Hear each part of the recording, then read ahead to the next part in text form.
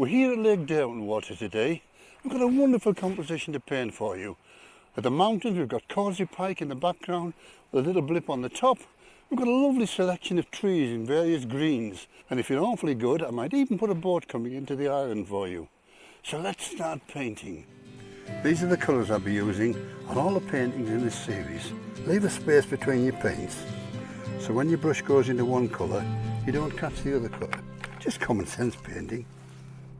I've done a little drawing to start with, just to give me an outline, and the first thing we have to do is to put in the sky. So I'm going to start by putting a bit of blue in, a bit of cobalt blue. The light's gone a little bit, so I'm going to use artistic license to add a bit of colour, because about 20 minutes ago it was a beautiful blue and the mountains were just radiating with light.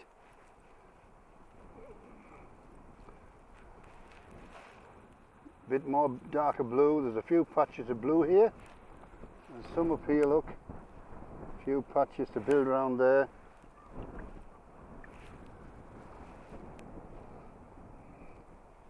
If you get a hair on the painting like that, look, you always get hairs coming out of brushes. Don't try and take it off, let it dry and then it'll just blow off. So I'm putting a little bit of blue in here and there.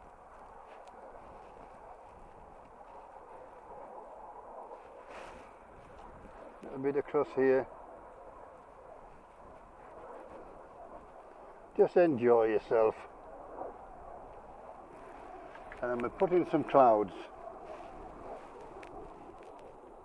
I'm using the tissue, putting these light clouds.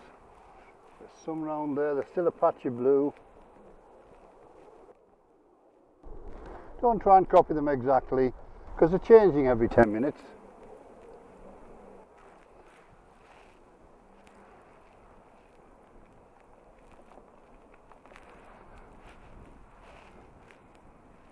Take off the surface here. There's some nice clouds over here.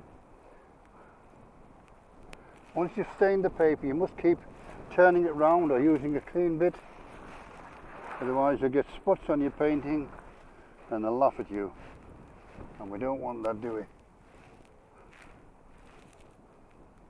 There's some grey clouds there at the moment.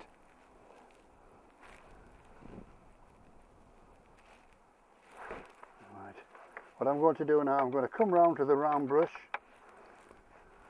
and I'm going to wet the area like that and drop in a little bit of Payne's grey blue just to put a little bit of shadow here and there.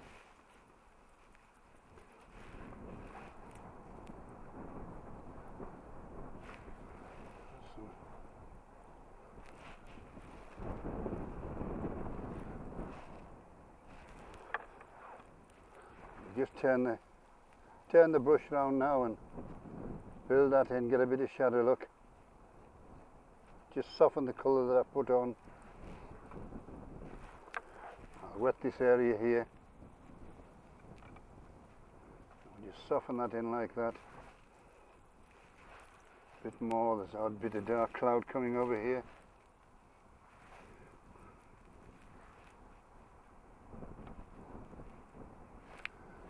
Few little layers of cloud across here, and we'll wet it up here. I'm just wetting with a bit of clear water so when I put some colour on it, it'll fuse in nicely. Bit over here like this. Again we'll just go a dabba-dabba-doo, look, and just let that colour fuse in. I need to blend this together and just soften this off coming across Causey Pike, our peculiar shaped mountain in the background with a little dimple on, easy to recognise because of the dimple. I used to have a dimple when I was young, you know.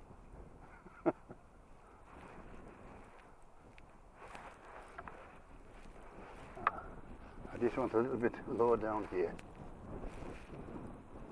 Not a good drying day today, I'm afraid. We've had a rain, is it? There's actually snow on the mountains in certain parts of the Lake District.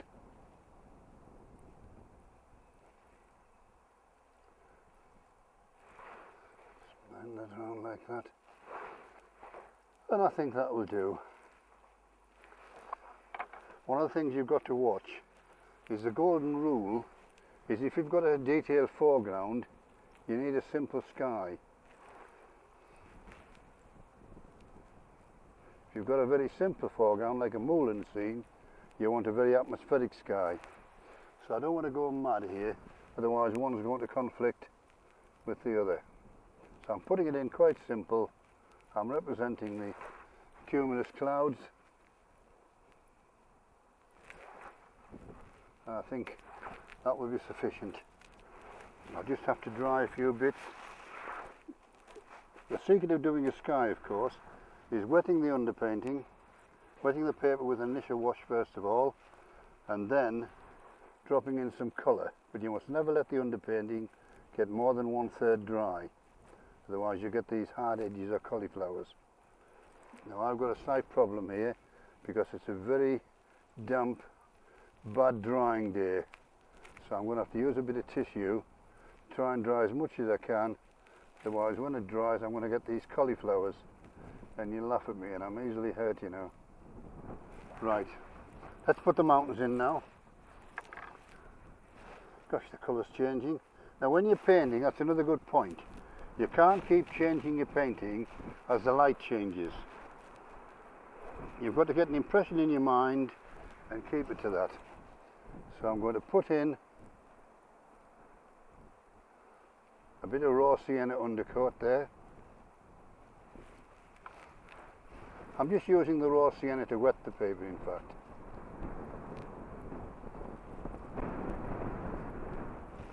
I'm hanging onto my easel because it's blowing over. We're getting occasional, quite occasional gusts of wind. The pedals are being an art, you see. Right, I'm coming round to the round brush now, and I'm going to use a bit of green, a bit of sap green, touch of cadmium yellow, and I'm just going to flick some bits of colour up there, look.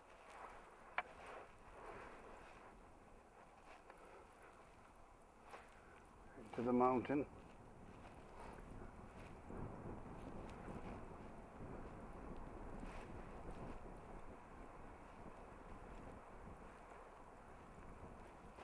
And then we'll start putting in the peaks. I'm using a bit of Payne's grey and a bit of Lisbon crimson. And I'm going to work out these peaks. Now Causey Pike in the background has this funny little, in fact, I'm going to use a smaller brush. I'm going to go to my size 6 rigger brush. And I'm going to get that little dimple on the top first.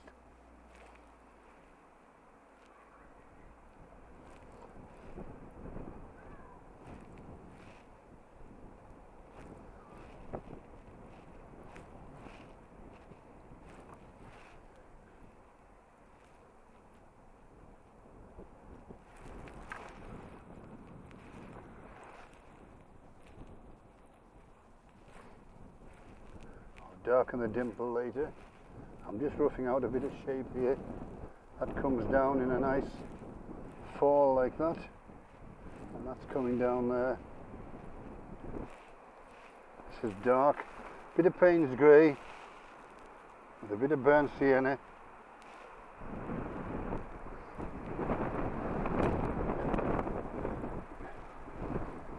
To say it's a little bit windy today is the understatement.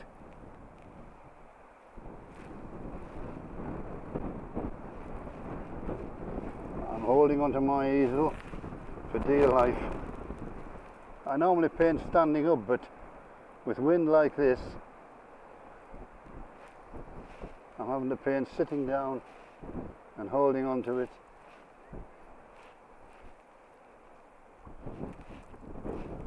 Just putting an impression of some kind of vegetation up there. The other problem, of course, is because it's so wet, moist atmosphere, the underpainting isn't drying, so it's spreading about. Right, let's work on this side.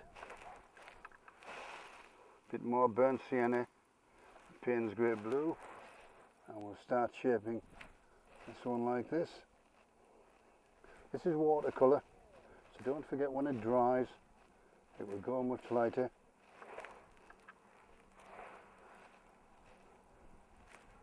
So I'm just going across here.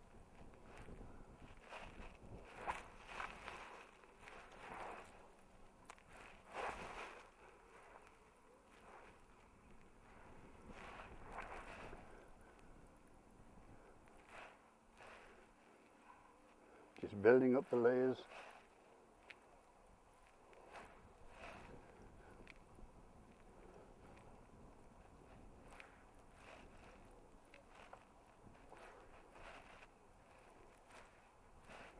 Little areas of grass on the fell side.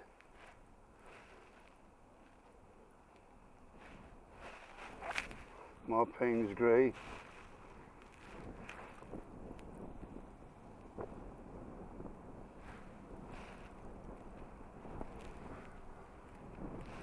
Right, there's a mountain at the back here, which is quite dark, but I'm going to add a little bit of blue to the mix. So, although it's dark, I want to do it a little bit lighter to get recession in the painting.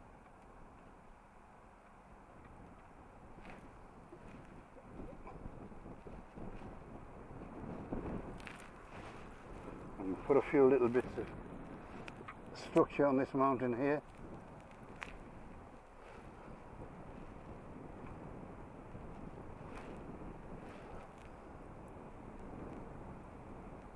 I'm just doing a dabba-dabba-do, dabbing paint on, pushing it around, but see how it, because it's not drying, it's just bleeding in the little bleeder.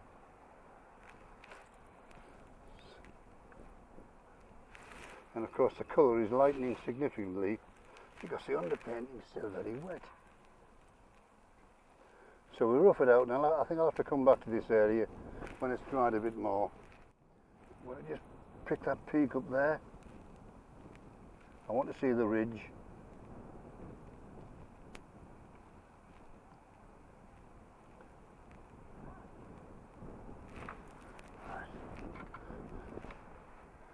See how that's gone there? Just a big blob.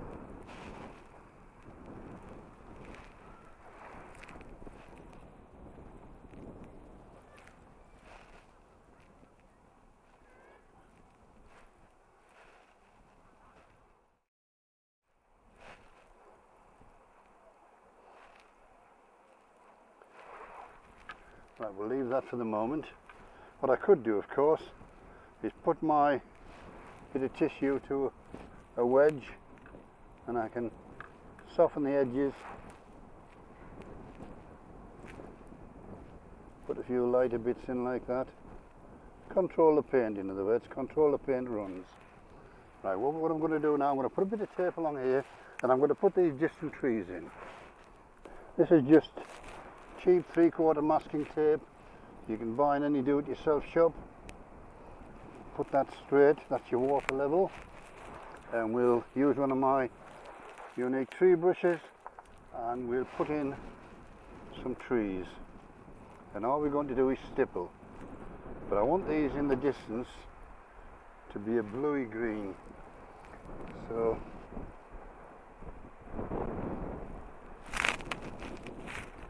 sure I'm going to lose my hat in a few minutes. Putting some distant trees in here, bluey green, to get recession. Just a bit of Payne's grey now mixed with sap green. That's it. There's an awful lot of trees here. All I'm doing, because the painting is still wet, is I'm just creating a little bit of texture and give an impression, few trees. I'll put the highlights in later.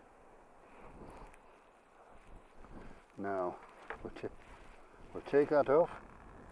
There's my water level. I need another bit of tape now for this level here.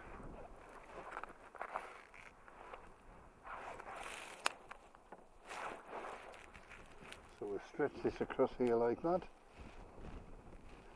I'm not going to keep it as even as that, but it'll do to start with. Always have tissue in your hand.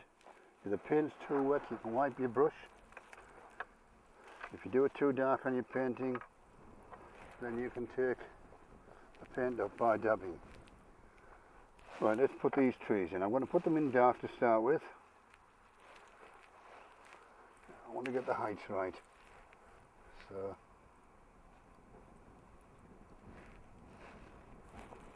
a bit more water on the brush. Because the secret of watercolour painting is knowing how wet the paint on the brush is in relation to the wetness or dryness of your underpainting. And when you're in a moist atmosphere like this, you've got to take this into account very significantly.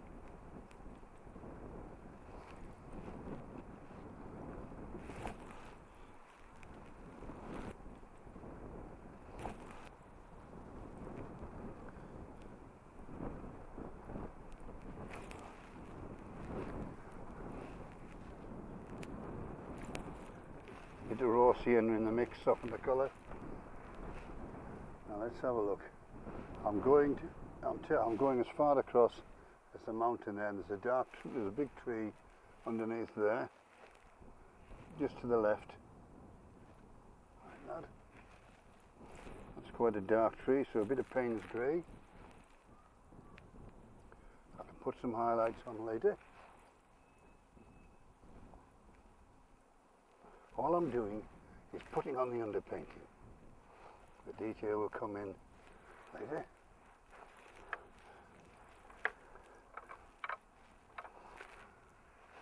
Behind here, I've got a darker ridge.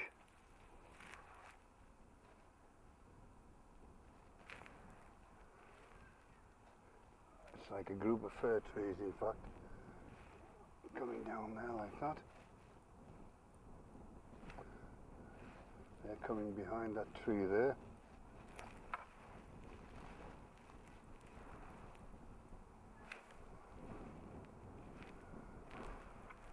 And then behind there, using a little bit of cadmium light and lots of water, I've got some lighter green. Coming down here like that. All we're doing now is putting on the undercoat.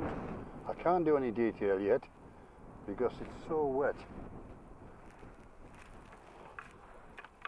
There's a whole range of bushes along here like this. And let's put in a group of trees.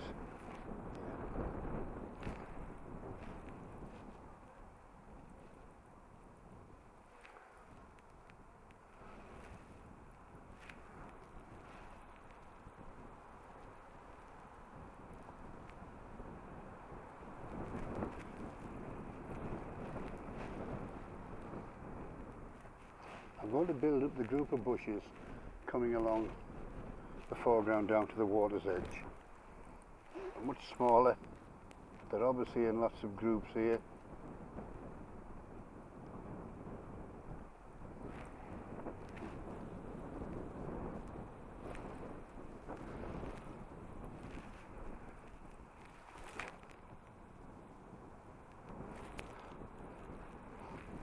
Putting the darker shadows in. We'll put the foliage on later on. Just roughing it out here.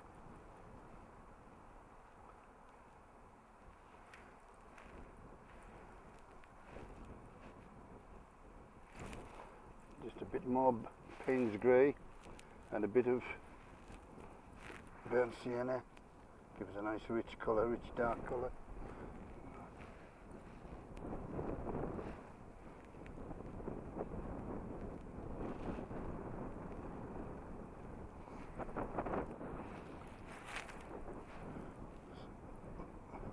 Quite dark near the water's edge here. Trees are dark on the inside and light on the outside, so we're going to paint them like that.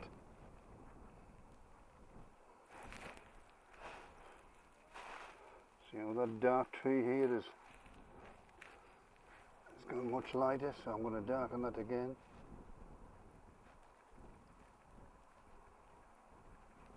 Right, let's take the tape off. Pull it up gently. It shouldn't tear the paper. It wouldn't dare. Now we're going to build up using a 3/4 flat. Some nice soft green. Always softening greens with a bit of raw sienna. I'm going to put in a little bit of foreground along here, look. And it's not level.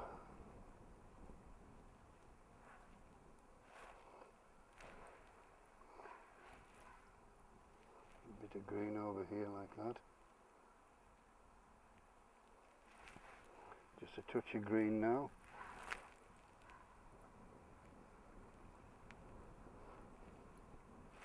And we'll edge that by adding a bit of Payne's grey and a bit of burnt sienna. And we'll just pick out the water level.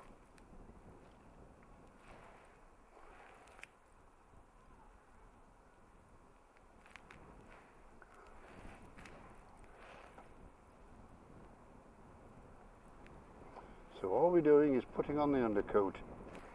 We'll just pick out some depth over there in the distance.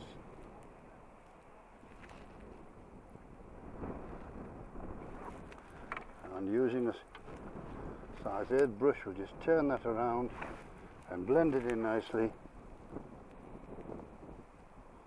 All we're doing is dabbing and turning. Very simple.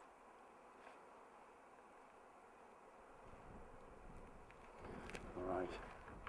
No detailing yet. I'm going to put the grass area in. We'll do that by using some raw sienna.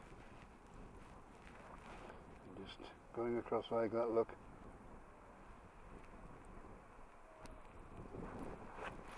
I don't know where I'm going to put the sharks, you know. I'll have to think about that.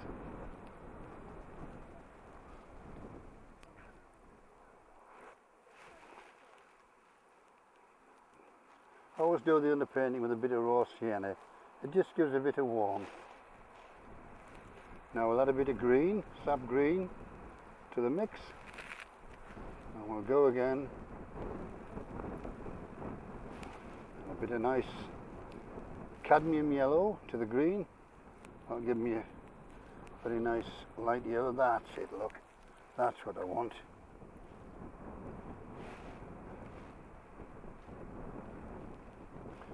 Now, a bit of dark at the bottom.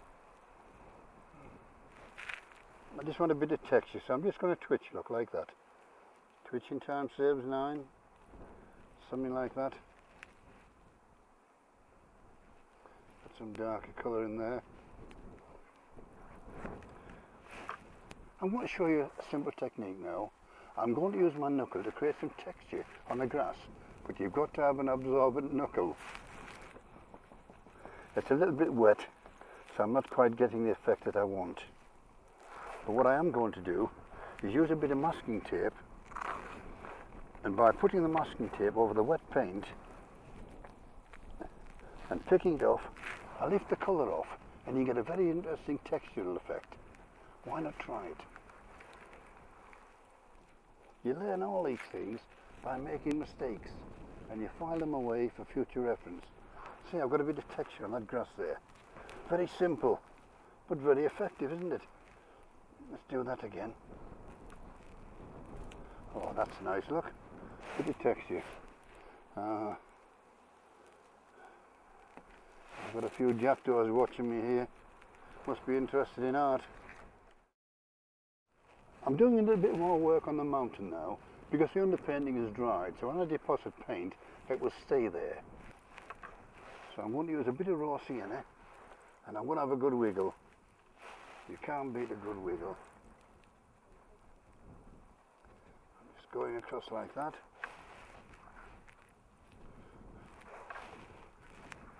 It's funny, I've been sitting here, and the light has changed so much. When I first arrived here to paint, the sun was radiating across the mountains. It was beautiful. That's what inspired me to want to paint it. And the weather's changed, a lot of dark clouds, it's gone all dark. So I've got an impression in my mind of what inspired me in the first place. And that's framed there. So I'm going to add a bit more colour to it, because this mountainside was just a glow when we arrived. That's warmed it up nicely. Now there's some dark. I haven't put these dark trees in there, have I? We've got some dark trees here. There's a group of them coming across here like that. I'm just dabbing them in like that. They're coming down here. Across there like that. Right, let's do something with this mountain now. Some burnt sienna, some Payne's grey. And let's do these peaks again. Causey Pike has this funny little blip on the top. I've had more trouble when I painted this with local farmers who tell me they played on the top of the mountain when they were a boy, and some say it's got a blip on, some day it hasn't, but it depends where you stand. It's certainly got a blip on from where I'm standing. Right, let's put some darker bits across here. I'm just doing a dot dash, adding more definition, like that. So a few dot dashes, somebody will get the message, like that. Building it up.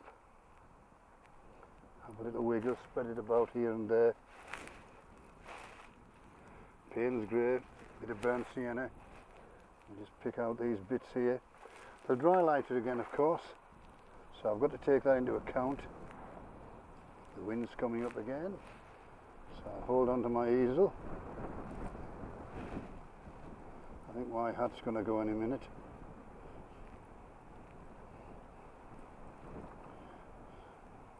Just giving more definition to the areas here.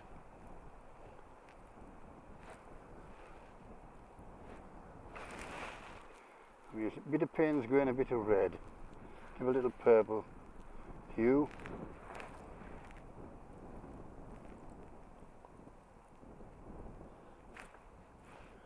Sections across here like this.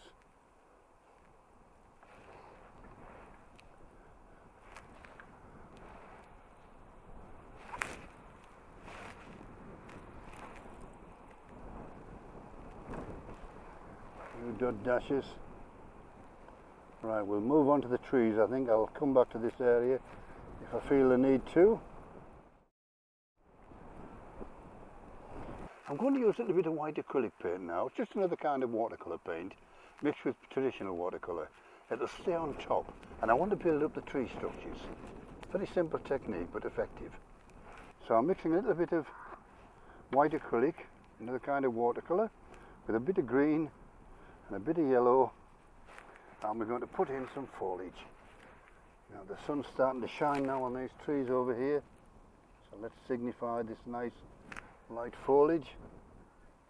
That's nice. A bit more green perhaps in the mix. Oh, look at this, the sun is coming out lovely now.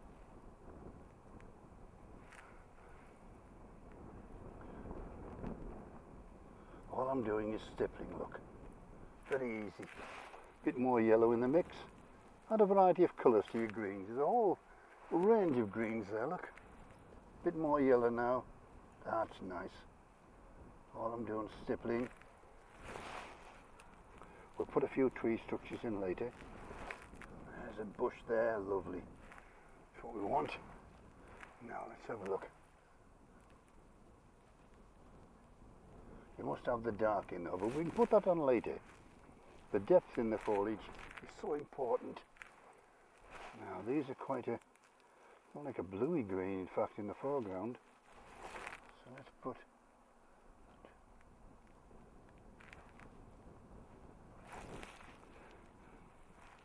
a bit of white, bit of yellow, just a bit of that blue. Colours changing all the time. But don't worry. All we're doing is creating an impression. We're artists, we can do what we want.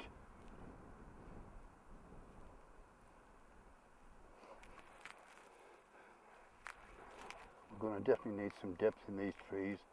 I'll show you what I mean later. Right, now what have we got in the back there? Got a group of trees over there. It's just, these are a range of bushes. Right, now this is a big specimen tree here. I need to make that touch darker. So it's a bit of Payne's grey, a bit of that yellow. And we'll have this. It's a dark tree, the dark's on the right hand side. A little bit of white, a little bit of rose, a little bit of cadmium yellow rather. And we just put a few highlights on there. That's it there, look. That's what I want, the light hitting it at the top. Down here like that. I've got a very light tree in the background. And where I've left bits of the white paper, look, showing through, I'll show you some little techniques that are useful. What's that we've got here? We've got some taller trees here.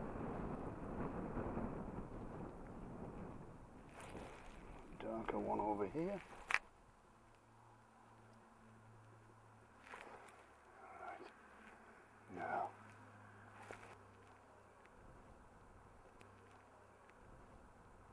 just going to darken this area at the top. This is a fir plantation over there, I think. So I'm just gonna stipple away like that. Get the effect of some fir trees coming down. Gosh, that's gone dark.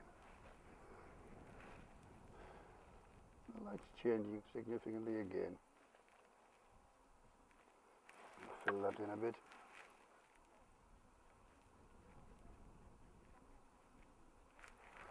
Alright, let's do something with these trees over here on the far left. Just a little bit. These are in the distance, so I don't want a lot. I want a bluey green. You don't always paint what you see, because basically you're trying to create recession. You're looking at a three-dimensional shape and trying to transfer it onto a flat piece of paper. I want to get the effect of recession here. There we are.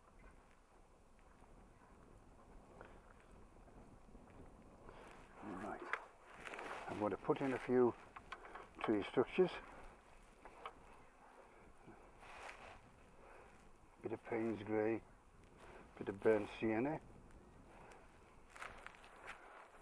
up here, I've got a few tree structures up.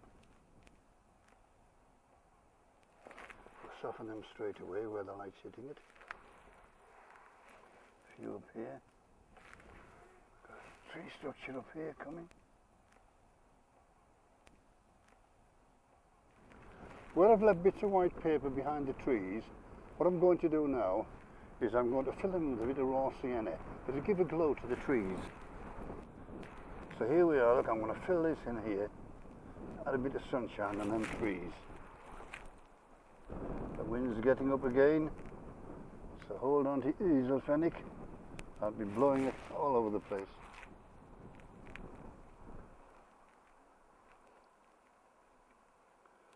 Filling it in here with a bit of raw sienna.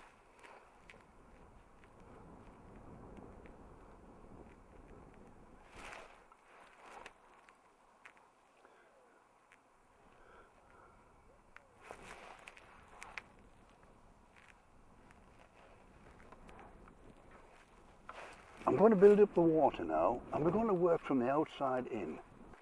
So it's a bit of cobalt blue. Start light. You can always add some darker tone on later. Try and keep your hand level.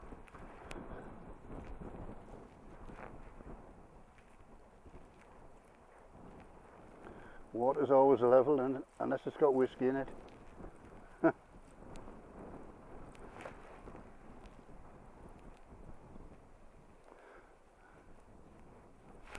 want to leave a light area.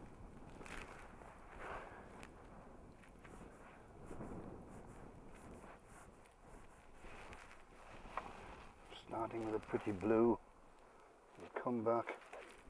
So I'm just going across the pleats of the paper.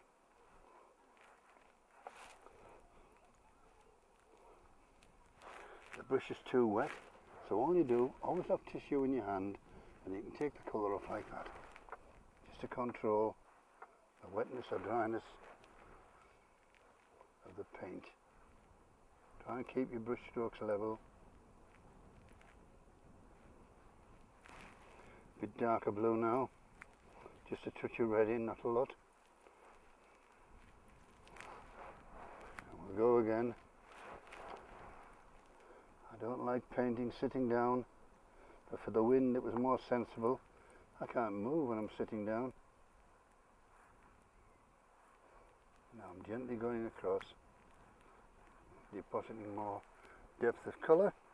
I have a little bit across here, and I don't know why, but I know from experience I've got to join two sides of the water up. So there we are, there's one, there's another there, and we'll have one down here. It just works. Darken this down here, and I still want to darken over there. There's a little bit of reflection, but not a lot. So under here we'll just put a bit of green, greeny blue.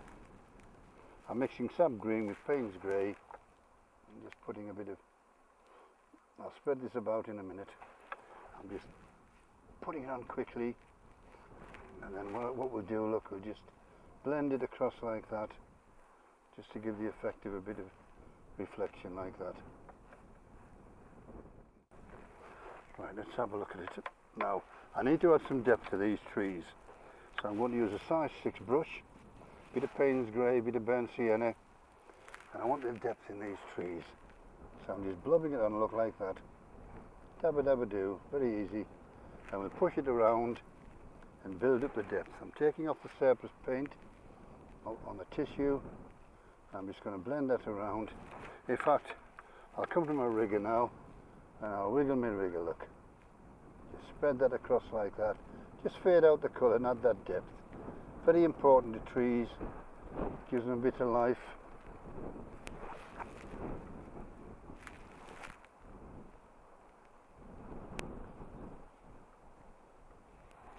Get that depth in the trees. This is the kind of thing I do when I come out painting. I do little sketches like this, take some photographs. When I get back into the warmth of the studio at my leisure, I can spend 2 or 3 hours and produce a nice detailed painting. But doing something like this, I've sat there, I've experienced the atmosphere, I've enjoyed what I'm doing, apart from the wind. There's no substitute for painting outdoors.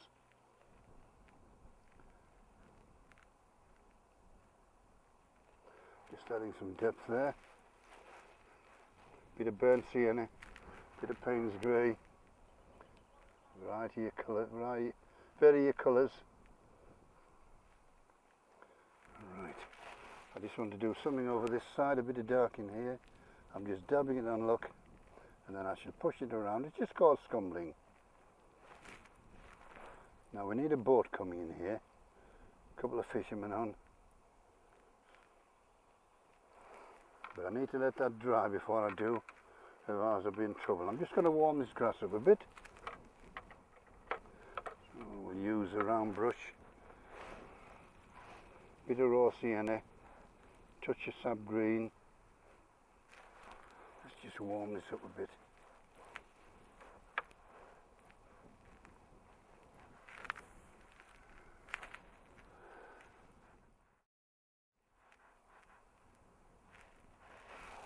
Bit of raw sienna over here. I don't want to lose that texture that I've got on the grass. It's very wet at the moment, very damp, so the paint isn't drying. I should really wait a bit till it does. Let's see, how is it? Oh, not too bad. We'll have a little boat in there. We'll see if it bleeds. Now we always make the boat come into the picture. So I want a bit of burnt sienna and a bit of raw sienna, and we'll put in our boat. We'll have it about here, I think.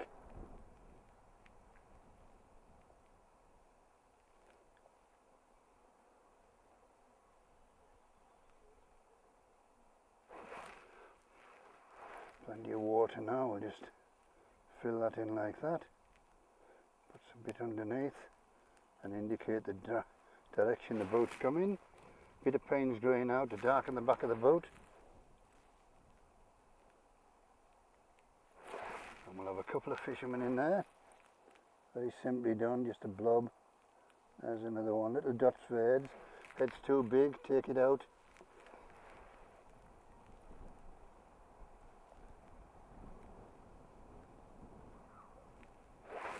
Fill that boat in again.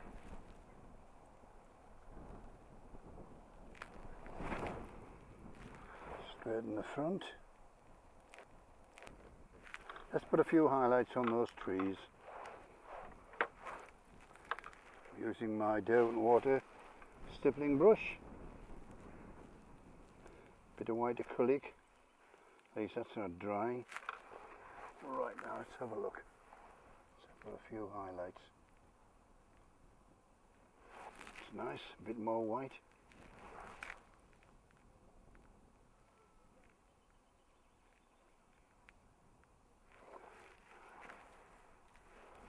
So, just bringing out these bushes a bit.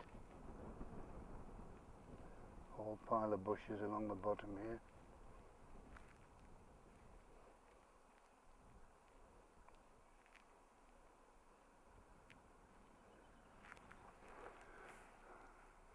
Few bit more sap green, and we've got to put a few little highlights up on this darker tree.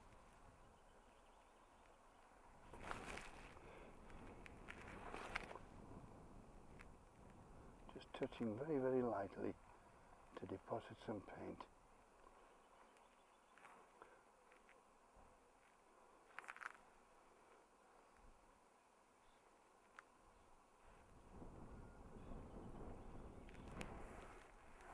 Nice light one at the end.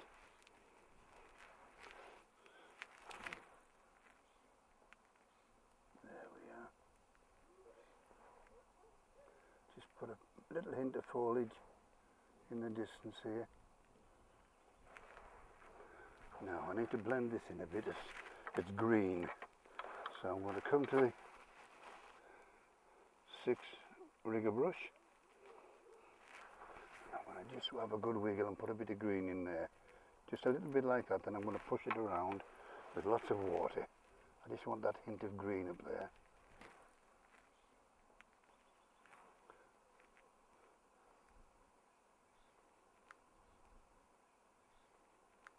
I'm just going to soften that green. I've overdone it. With the tissue in my hand, I can always take it out again. You want to relax when you're painting. Don't want to be stressed, enjoy yourself. That's what painting's all about. When you first start painting, I mean, an artist never likes anything they've done. They always feel they can do better. But when you do your first painting and you hang it on your wall, there's no explaining the sense of satisfaction you get out of it and the pleasure. You've done it. You've achieved something.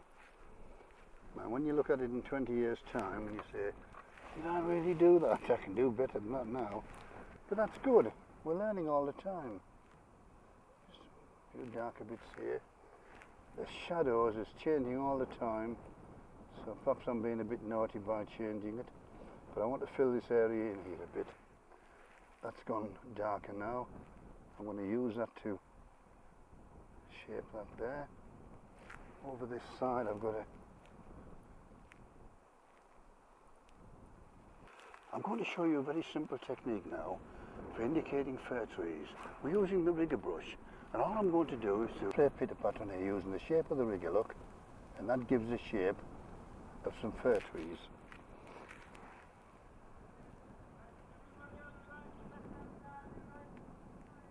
Just gives a shape like that. Pitter pat again. If you do it too dark, don't worry, we'll soften them. So it's just pitter pat, using the shape of the rigger brush to get the shape of the fir trees. And then I'll turn the tissue to a point and we'll just soften little bits and blend them in. Now it's time to look at the paint and see what we need to do. I still wanted a bit darker down here. So, a bit of Payne's grey, bit of burnt sienna. And we'll just go across here. That's what I want, a bit darker colour in here. Get that bit of shadow underneath.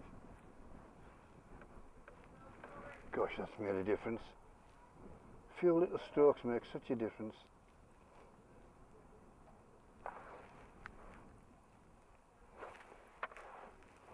I'm tempted to put a little fence down here, but there's not one there. But a little fence works wonders. And I want to darken this across here a bit. Bit of blue. And then we'll put the mountain round. We're nearly finished. I just want to darken this a bit over here. Get a bit of drama in the painting. There we are.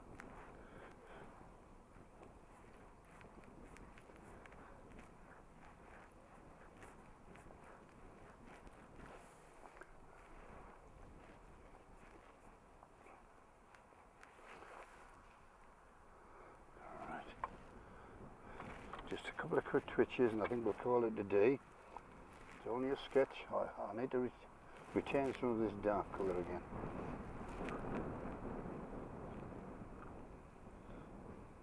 Always link your trees or buildings or everything to the ground.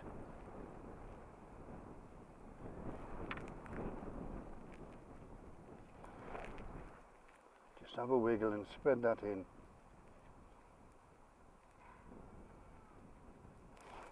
Not.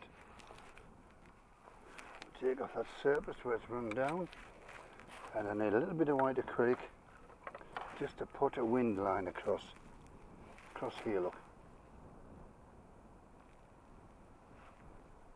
These little details make all the difference. A bit more white, this is where the acrylic useful. I could use a water soluble crayon, of course. Put a little bit across here.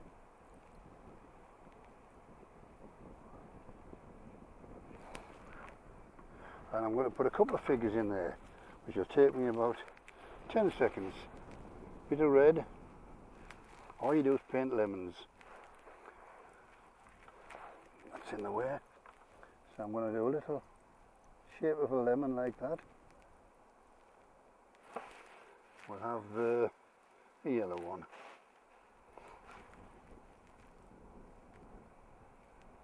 Couple of figures like that. There's a bit of blue, Payne's grey, burnt sienna. Just twitch down. There's the legs, little heads. That one's got a bag. That one's got a stick. And the shadow underneath, very important. Now one more stroke and we're finished. But these figures, I've lost them because the underpainting was wet. The figures in the boat, I mean.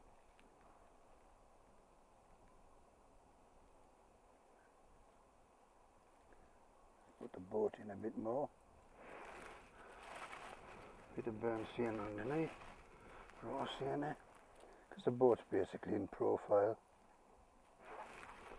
And using a little bit of white acrylic, I'm going to put a little bit of white on the top of the boat.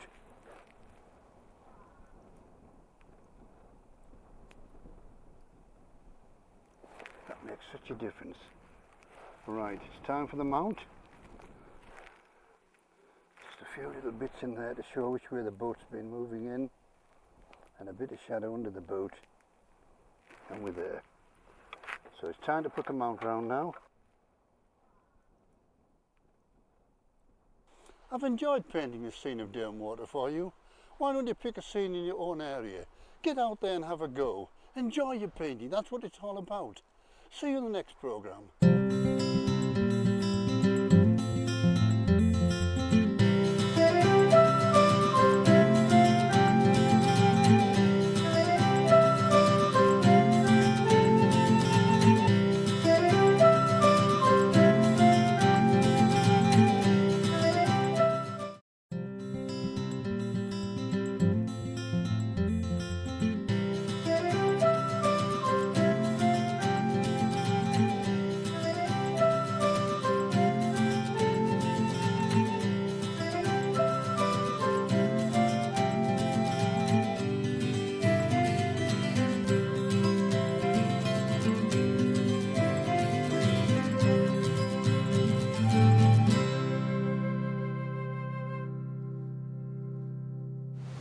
Hi, I'm Keith Fenwick. We're at Ashness Bridge in Borrowdale today, and look at that beautiful composition we've got to paint. We've got the lovely Packhorse Bridge, we've had 3 years of rain and the water's pounding down. We've got a wonderful group of trees behind and a cumulus sky. What more could an artist want?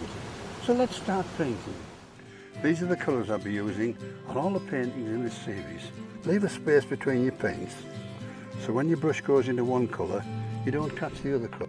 Just common sense painting. First thing we're going to do is to put in the sky. And I'm going to use for this my large Hague brush, and I'm going to wet it with a little bit of raw sienna just to wet the paper.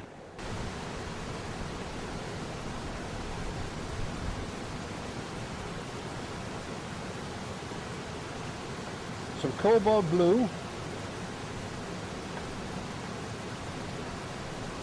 It's not a very good drying day today. It's been raining all morning, so I'm going to wet it first of all like this, look. A little bit of raw sienna as I come down.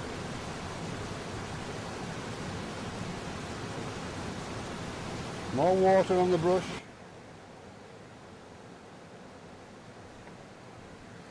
When you're watercolour painting, the secret is knowing how much water you should have on your brush. I want the colour lighter here. Just washing it down behind the tree line.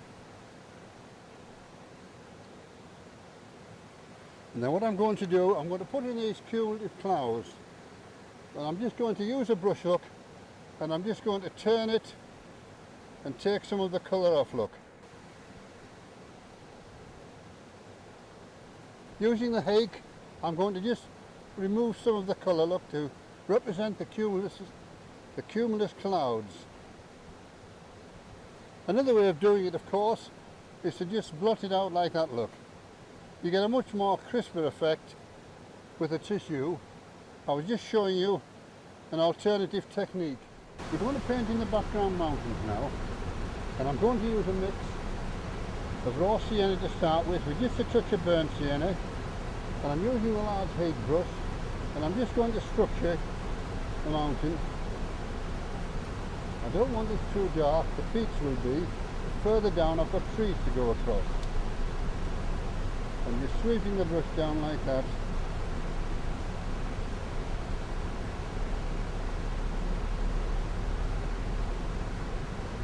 Now I'm going to start by putting in the peaks on the top of the mountain.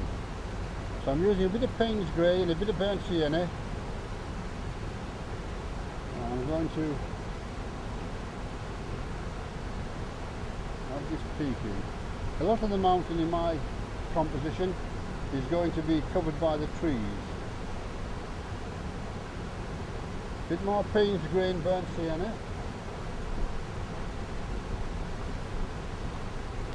It's quite a wet day, very damp, so the paint is running quicker than I would have liked. And you'll have noticed you've had a few spots of rain, the watercolourist nightmare, because we've got a few splashes on the canvas, on the paper. Look. Bit more Payne's grey, bit of red. Just put a few bits in like that. A few bits coming across here, bit of texture.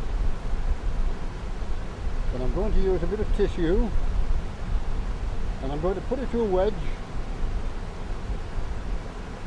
and I'm just going to create a few light areas on here.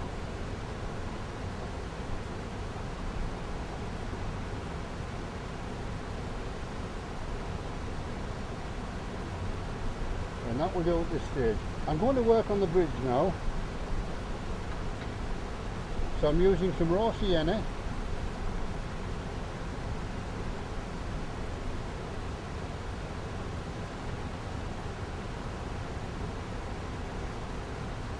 That's my first coat, the wall going across here. Raw sienna to start with.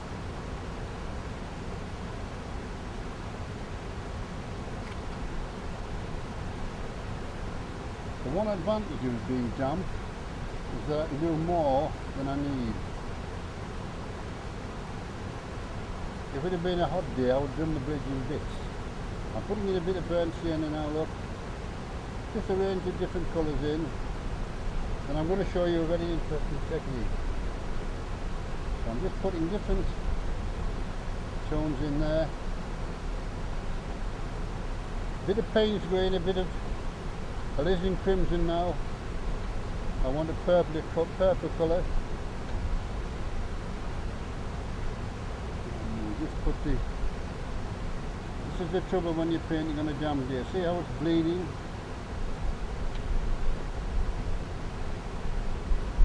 But not to worry. I wasn't in the girl guides for nothing. It's dib dib dib dab dab do and we'll get it right.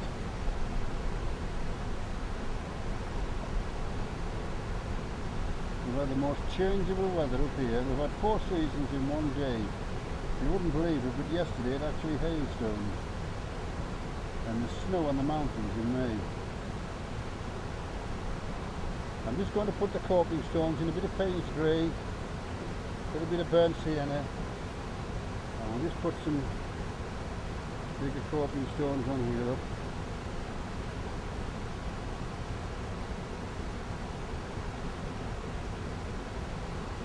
It's a lovely little bridge this, one of my favourites to paint, but the traditional view is from the other side. So I thought I'd do something different today. Right. Now, we're going to use a Wonder Knife now, one of my favourite tools. And all we're going to do, look, is move the paint. So we're starting by putting in the coping stones, look. You do this every morning when you're buttering your toast.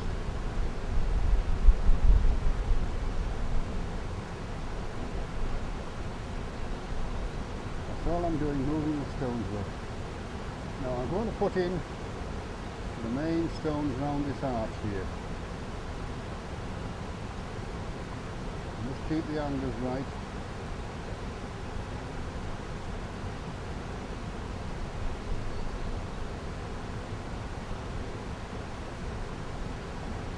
I'm just pushing the paint around. And then we'll put in the other stones here. These will all be horizontal. It's a very simple, easy technique this.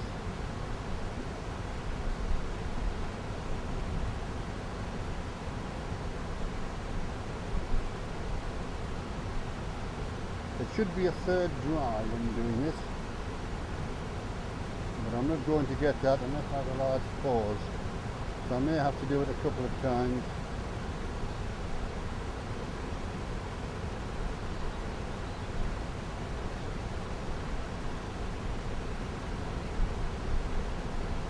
And I'm going to put the dark outline under the bridge, the shadow. Never paint a bridge straight on. You want that little bit of the arch underneath.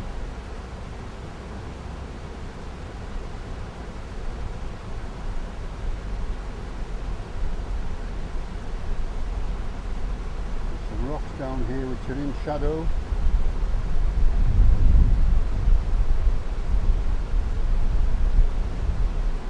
While I'm at it, I'll put the little bit of land that you see through the bridge.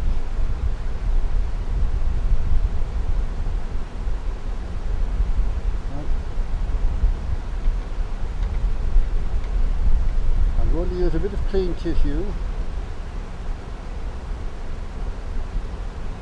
And I'm going to take off this surplus where it's run down.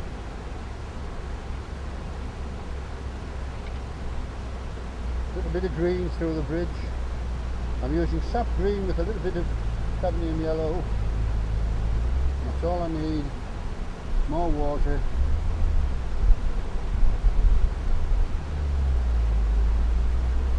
That. We'll use the knife again. It's still very wet. It's still too wet. So when you've got a situation like this, you might have to do it a couple of times. The most important thing in this painting is capturing the flow of the water and building the rock around it. You must leave those areas for the water. So I've actually emphasised these, look, by drawing with the dark brown crayon. So I'm going to work around it now. And because there are so many rocks here, don't try and capture them exactly, it's impossible. You could do it if you spend 4 to 6 hours, but I haven't got that time. So I'm creating an impression. So I'm going to use a 3/4 flat, and I'm going to splash it on all over. So I'm going to do the right hand side first.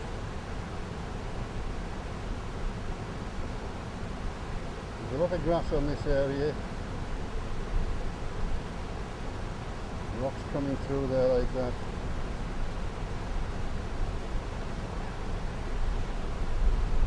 I'm putting some burnt sienna on.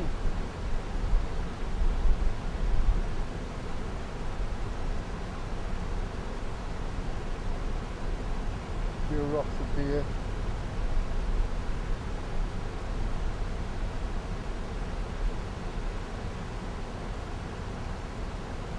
So if you try and capture every rock exactly, you'll go mad.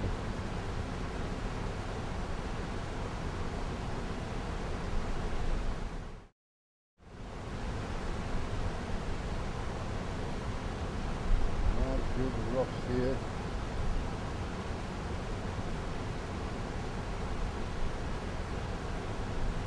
Some burnt sienna. I like at least 3 colours. My favourites are raw sienna, burnt sienna, and I'm now going to put a little purple on by mixing some alizarin crimson with some Payne's grey. This is a special Payne's grey. It's Payne's grey blue. It's the ones I use in all my paintings and television.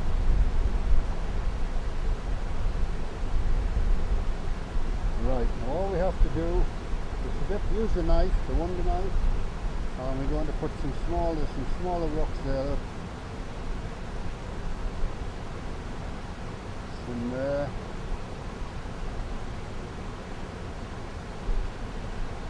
We've got a large rock here. It's a very effective way of doing rocks. There's a big rock up there, look. It's much quicker than using a brush and much more effective. There's a large rock there. The knife's very flexible, look, I can bend it quite easily. I don't grip it tight. But it's the fastest way I know of doing rocks.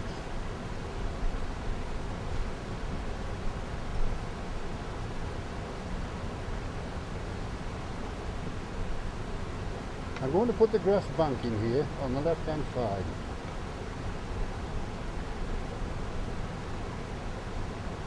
I always start with a bit of raw sienna. So the bank's coming down something like this. I'm using my large heat.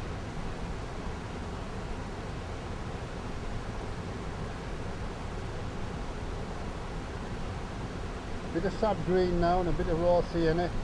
If you mix raw sienna with your sap green, it takes off the harshness of the green.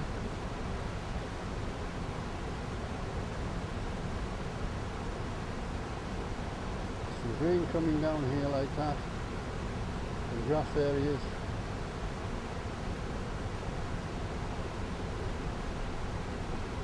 And then we'll add a bit of Payne's grey to the mix, and that will give me a few. And all I'm doing, look, is twitching. Get lots of those, you know. What does it say? A twitching time saves 9? Something like that. I'm not joking. Grass down here, look, while I'm at it, I'll put that in there, darker. Although this is a very large brush, look, I can still do delicate work. I'm using the corner of the brush. And while I'm at it, we'll do the other side. Raw sienna again.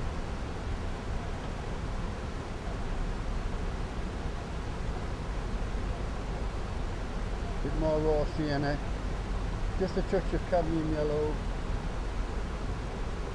The paint's running down. You won't have this trouble, of course. You won't have to work vertical like I have. Using a round pointed brush, I'm just going to take the surface off and just take that off there. But it's not a good drying day. It's going to be slow to dry, because it's a very, very damp atmosphere. I'm just going to correct that again, where the paint's run down, and there's a few rocks in the grass up there which we put in.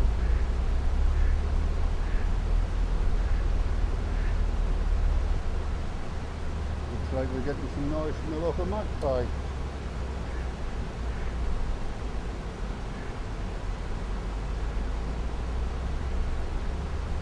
There's a few little rocks coming on the grass here, look. A few here.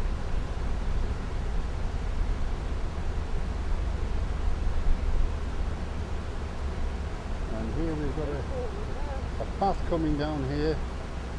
So we just create a little bit of a path with small stones protruding.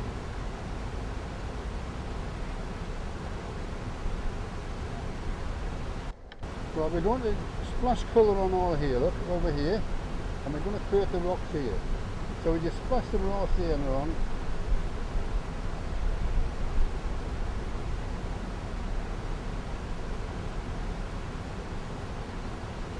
I'm leaving some areas for where the water's coming through. It's going to trickle over here, it's coming down there.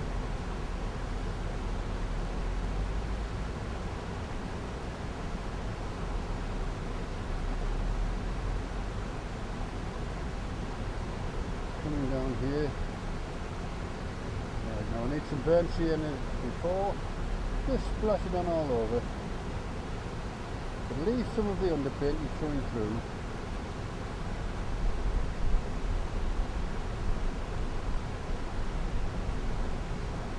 We've had 3 days of rain and the water's coming down off the mountains and flowing nicely through Ashness Bridge, creating a beautiful composition. Couldn't be better. Only it was a little bit drier.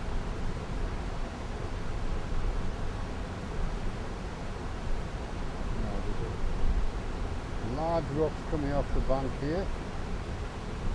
There's one sticking up there like that. And just splashing colour on.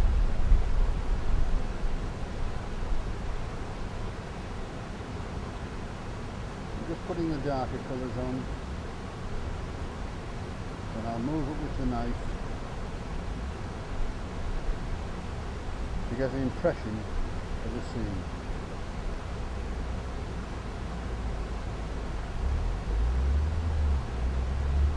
I'm using a 3/4 flat, because all you do is you just twist your wrist and you get the rough shape of the rock. But I'm going to create the actual shapes with the knife. So here we go, let's have a look. So up here, got this big rock sticking up there. This one's coming flat like that.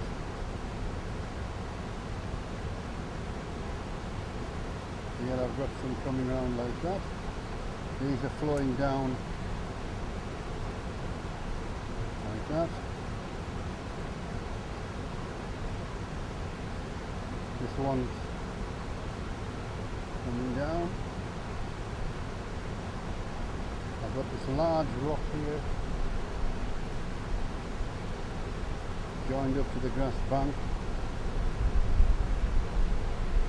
coming down in layers like that. There's a large rock there, there's another one there.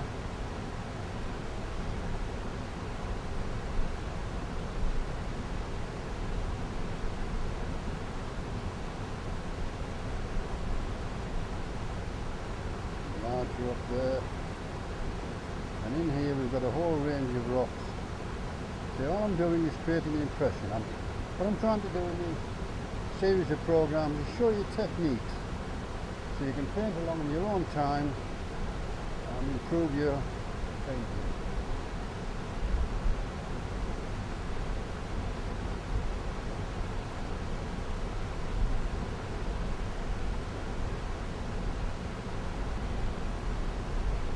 Eventually I'll need to put some shadow underneath these rocks, make them look real, make them 3-dimensional. take off the surface here. And I'm just going to work on this area now. Just put a few rocks along here in the distance. So I'm using my rigger brush. And we're just going to pick out here a few rocks. So I want to emphasise the white of the water.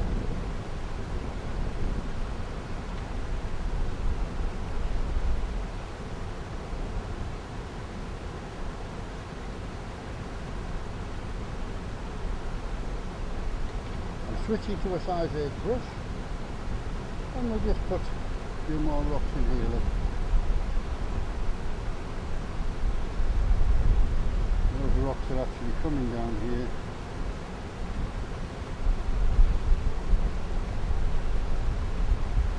I'll put the definition in later. So we'll just use the knife again and put a few rocks in here. What I'm going to do, in case I need it, I'm going to use a water-soluble crayon. These are just sticks of watercolour. But I'm going to get it nice and moist, first of all, and leave it on there to get nice and soft. I want it to go like a bar of soap. Now I need to work around these rocks here and add some shadow. I'm mixing a Payne's Grey and the Lisson Crimson, and I'm going to put some shadow under these rocks to give them some emphasis, make them look three-dimensional. It's these little details that make all the difference. I'm going to do a few at a time and push the paint around. I'm going to use a rigger brush, and I'm just going to wiggle my rigger. So I don't want you to get too excited now. Just moving the paint around, look.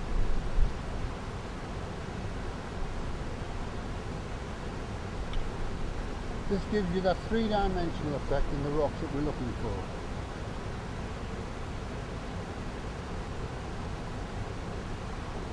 Where I've created the structure, the cracks in the rocks, etc., with the Wonder Knife, I'm just giving them more emphasis now. These little details is very important.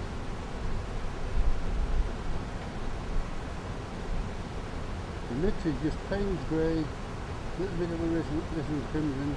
Never use black, it kills the painting. I'm doing this very quickly. I only class these as sketches. A proper painting will take me 2 to 3 hours, but I can use this as a guide when I get home, as we take some photographs, and in my own time in the studio I can create quite a detailed painting.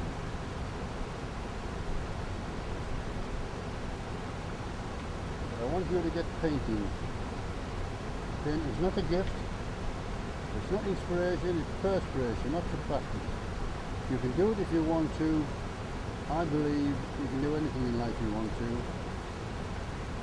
If you're not as clever or skilled as somebody else, all it means is you work twice as hard. Okay, that's giving them a bit of three-dimension, but I will soften little bits by using a tissue and just plain pick-a-pat, just to take some of the harsh edges off. Still retaining the shadow, but there we are, that's built it up now. I'm going to do the same down here, look. More red, I want a purple. I want to emphasise the tops of the rocks where the water's coming through. I can soften them later.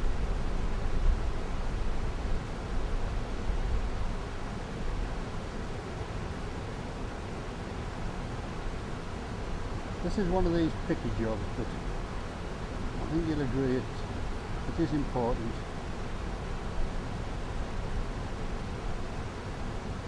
time consuming, fiddly job, but well worth it. Just put a bit of shadow. I'm just having a wiggle now, look. Get a bit of shadow on the grass area where under the rocks. You've got to be bold when you're painting, don't be frightened of it. You're going to make mistakes, we all do. But you learn from your mistakes, that's what's important. Right, let's start on the other side now.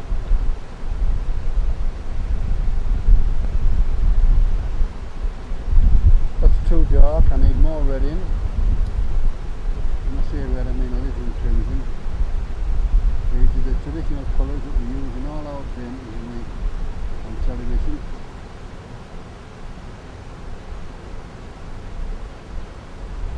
You'll soon get used to the colours and the mixes.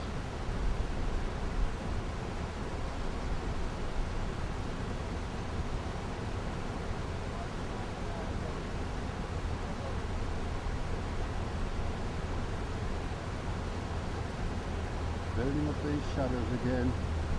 Very tedious. I'm doing them very quickly because I don't want to bore you, but it's important in the painting. So I don't get a reasonable representation for you, I'll be upset. And you can tell, can't you, that I'm easily hurt. Right, there's a few rocks down here which I'll put in, and then we'll get working on the trees. The water always goes in last. A few rocks down here like this. There's a few in here where the water's rushing over the rocks.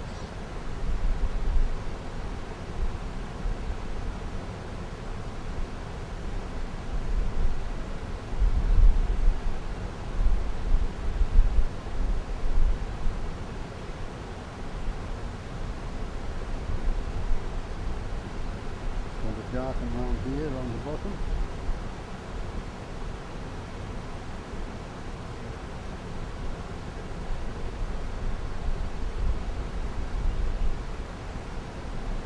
Touch of raw cyan on that one there, and up here.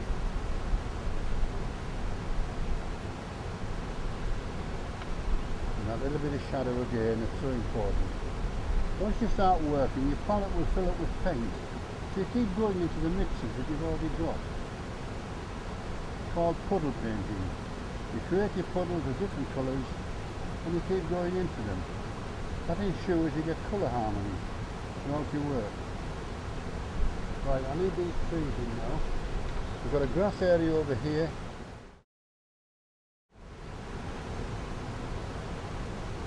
When you're painting outdoors, you've got to keep letting each area dry before you go into the next area. Otherwise the colours will just fuse together and you'll just get a mess. Putting a little bit of green in here. I'll just put a bit more in that wall. I didn't go right across with it.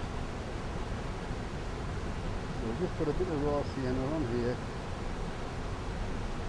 Bit of burnt sienna, usually three colours. If I was in other parts of the country where the walls were silver grey, then I might use a bit of Davies grey. Use the colours appropriate. But I must emphasise, you don't always paint what you see. I go to certain harbours and the walls are all a dirty brown, and if I paint it as a dirty brown, the painting will come out a dirty brown and nobody will be interested in it. So you've got to use artistic license and put a bit of colour in here and there, it works. Back to the knife. I can't believe I've been painting 30 years, and then 2.5 years ago I experimented with a traditional knife and I was amazed what I could do with it. Now I get these specially made. I'm going to put the trees in now, but I don't want the paint to run over the grass area. So I'm going to use a bit of masking tape to control the flow of the paint. So I'm just going to stick this across here, look.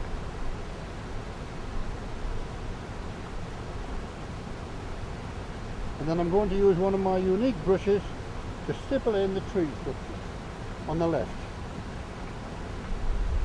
I'm starting with a bit of raw sienna and a bit of sap green,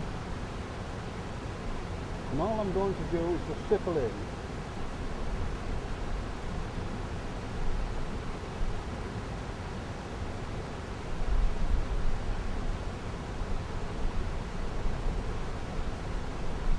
Although it's a mass of trees, I want to paint them as individual trees, not as a big blob. A bit more bluey green for those in the back. A bit more water on the brush. So I want these to be a little bit lighter, not as detailed.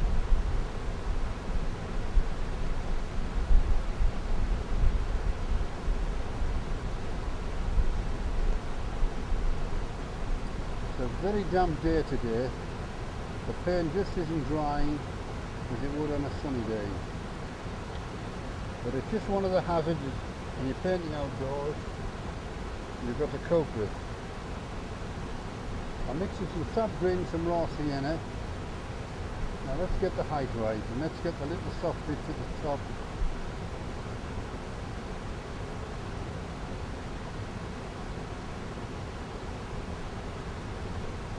I'm going down to the tape level, and I'm going to scratch in some tree structures. Now I need some dark colour, so some Payne's grey, add it to the paint on the brush. And I want some depth in these trees here, that's what I want. This is only the undercoat. I have to put some foliage on, some highlights later. You've got to build it up gradually. A bit darker there.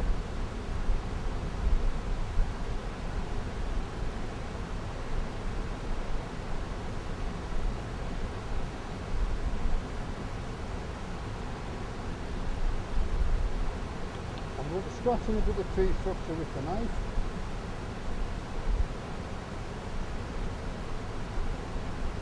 In the scene the trunks are quite dark, so I'll add a bit of depth into it, a bit of colour. But I'm just using this knife to create the structure. I can darken the bits that I want. I can do anything I want. We artists can modify the painting, use artistic license. Right. So take that off using a size 6 rigger. You just take that down there to the bottom.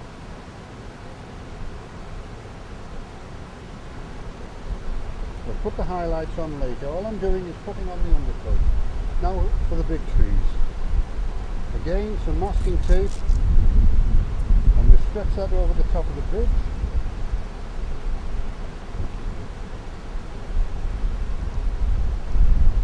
Like that. I'm going to put in these trees. A very tall one, a very high one here, and it's coming just about over the top there.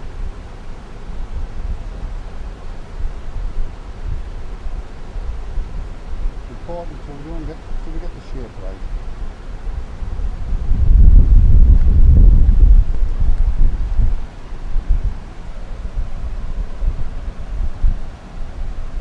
I'm mixing some sap green with some raw sienna. Now they're coming across here like that, behind the bridge.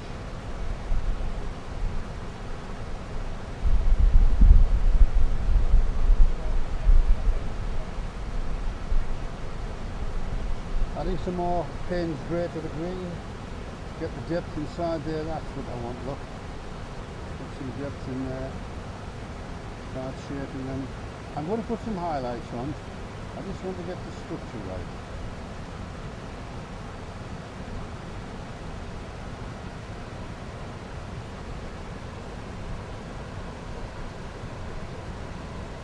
Trailing branches over here.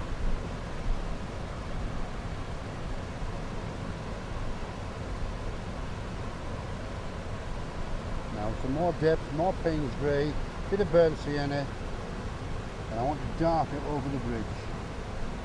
That's what I want. Right, back to the knife again. We've got a large one coming up here like that. I've got a large one coming up here. A little one coming off. Here we've got a few in the background like that. Got a few traily ones here. I'm going to put these in darker. I just want an idea of structure. Right. And there's a few trees in the distance. Take that up softly. And there's a few trees over here. There's actually another stone wall over there. I can just about see it. So we'll put that in. Actually stone wall over here.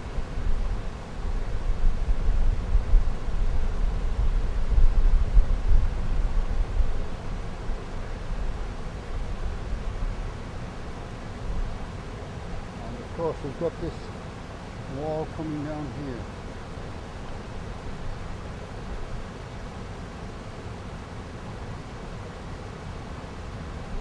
Fascinating things in stone walls, you know, they've been lasting for hundreds of years. They're actually two walls at an angle, tied together with some tie bars across rocks. But they do last. A bit dark on that side there. Coping stones on the top.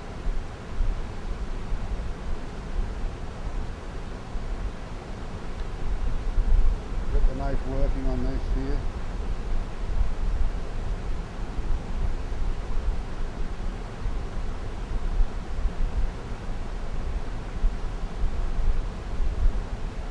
Very effective way of doing rocks, stone walls, anything like that. Alright, now then.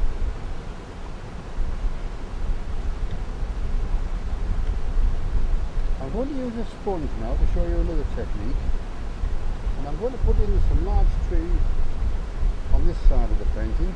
I've already got some green mix, so I'm just going to use a sponge to put in some tree foliage over here.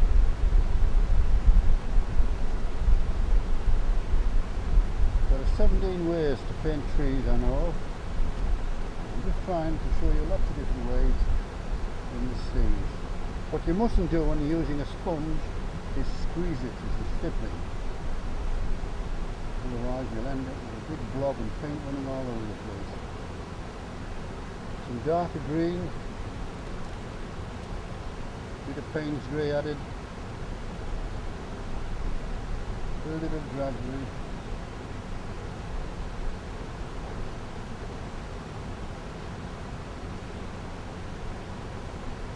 More Payne's grey,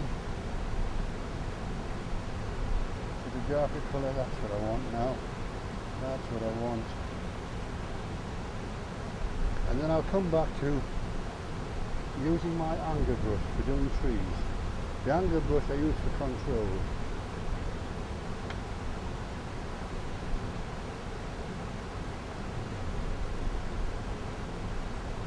I can get the little traily bits in, you see.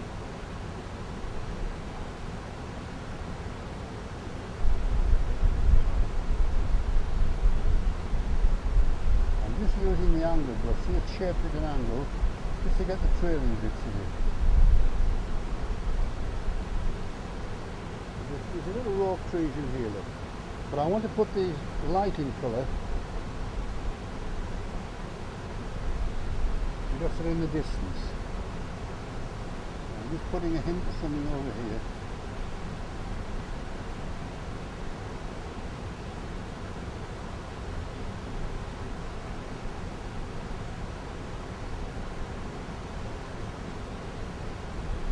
Darken the bases a little bit like that.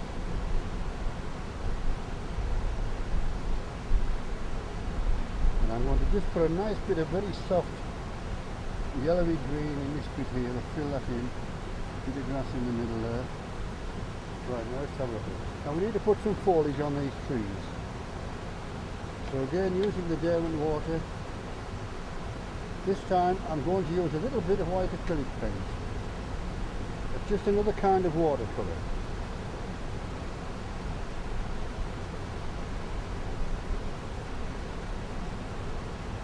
But it allows the paint to stay on the top. So I want a bit of nice soft green with a bit of that white, and here I'm going to put some highlights on these trees.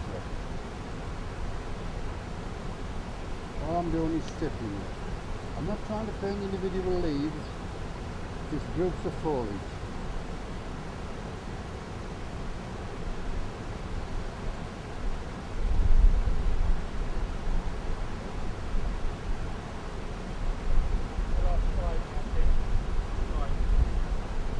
Same with these trees here. Just putting some groups of foliage on here, look.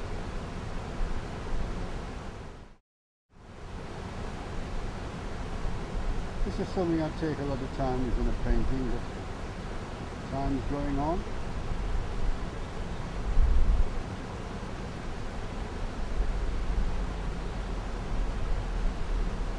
A darker green over here.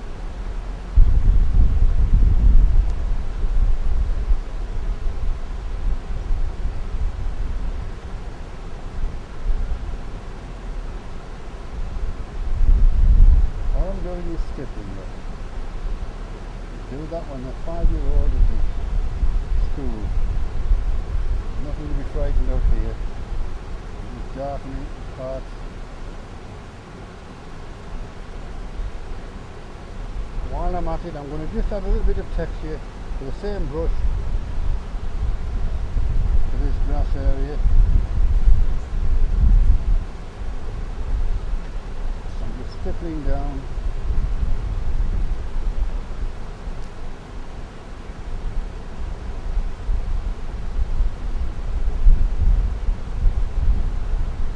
Using size 6 brush and a bit of raw sienna, and we'll just twitch that back and add a bit of warmth to that grass. And the most important bit of the painting we haven't done yet, that's the water. So I'm going to use a nice size 16 brush. And I want a bit of cobalt blue and a bit of Payne's grey. And I'm going to fan the edges like that, look. And I'm going to just twitch to signify the flow.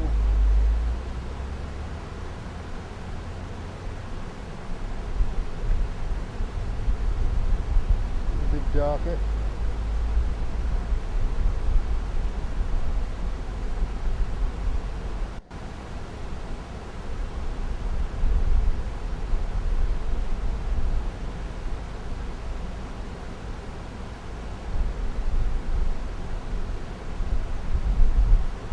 What I'm also going to do now, while I've got some white acrylic out, I'm going to signify there's some water that's actually trickling over here and coming down like that.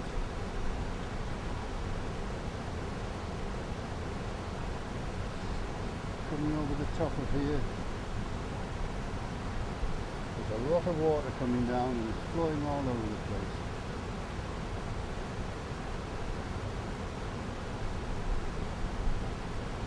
While I've got the white on the brush, and I'm mixing a bit of white with a bit of raw sienna, and I'm going to just highlight some of the light bits on the top of the wall. I'm putting the detail in now.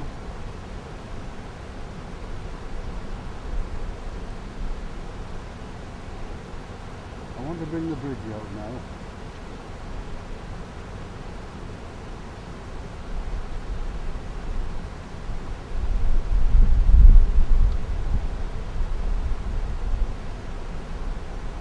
Little light stones in here and there.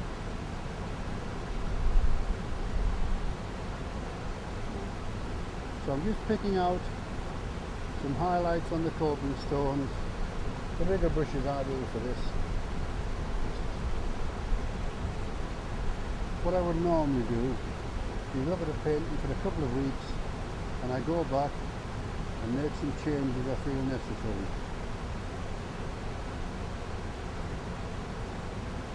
Right, I want to bring the arse out. So I want some Payne's grey and a bit of red.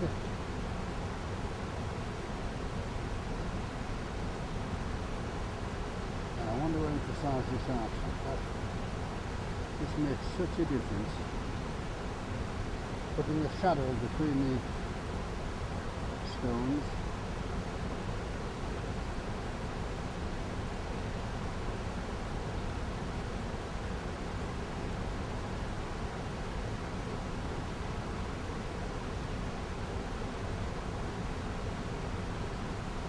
Again, I need to add some depth above there in those trees.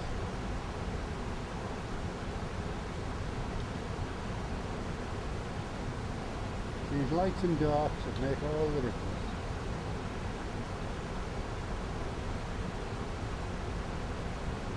All I'm doing is wiggling my rigger.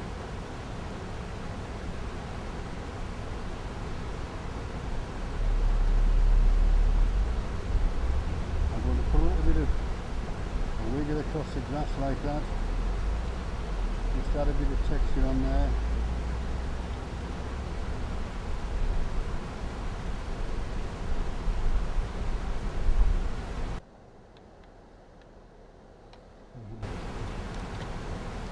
I need to put some shadow around these stones on the wall. I want the wall to be distinctive. So I'm just going to go around two sides, look, and bring out some of those stones. Because the wall isn't flat.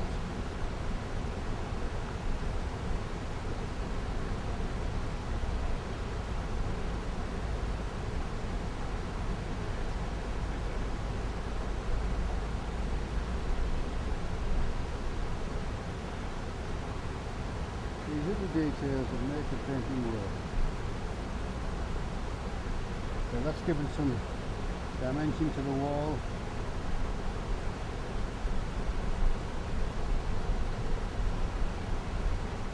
The other thing I need to do is to put in the darker tree structure here.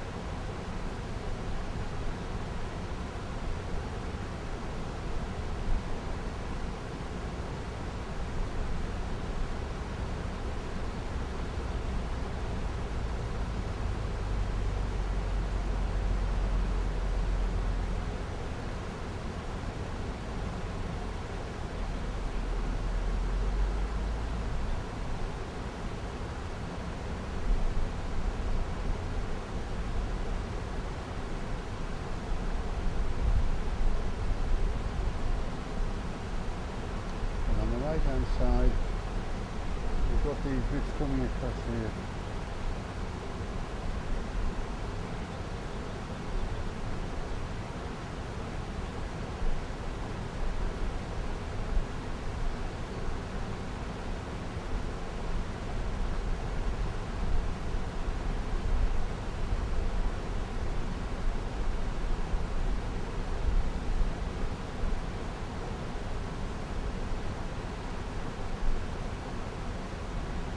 Because it's a damp atmosphere, the paint's soaking in.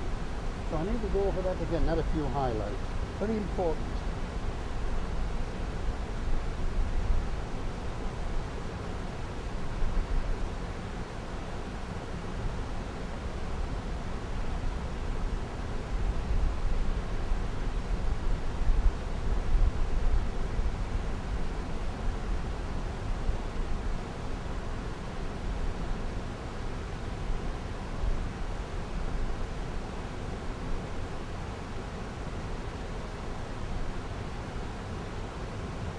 I'm using a Payne's grey and it isn't crimson mixture to get a dark shadow.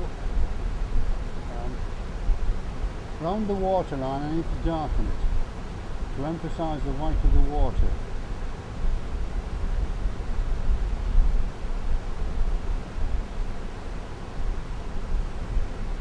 So I'm putting it on very, very simply on the tops of the here as well. And then we'll spread it around. And then I'll show you my secret weapon. didn't know how to see the weapon, did you?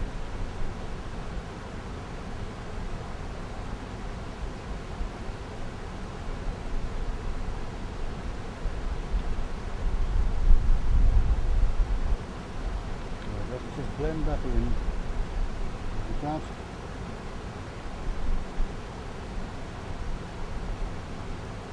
All I'm doing is quick twitches. I get lots of them, you know.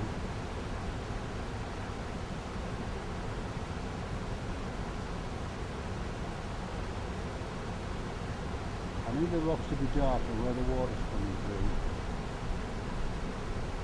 Highlight the white of the water.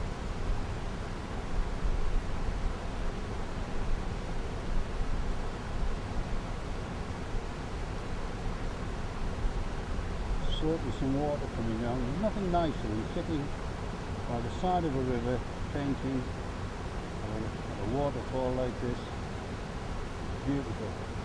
Provided it doesn't rain. The watercolour is a nightmare, and we've had plenty of that. We've been stopping and starting all week. So I'm going to put a few little bits here and there on the rocks, just to give a bit of distinction here and there. So I'm just using the side look. I'm just breaking down various areas. I'm softening bits.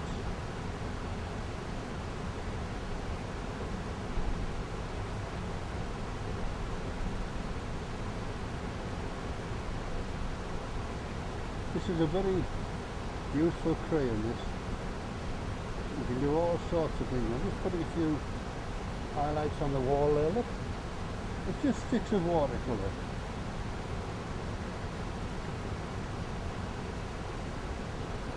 Make these a bit lighter, look. Every watercolour should have one of these in the kit. Just put a few highlights on the rocks under the arch.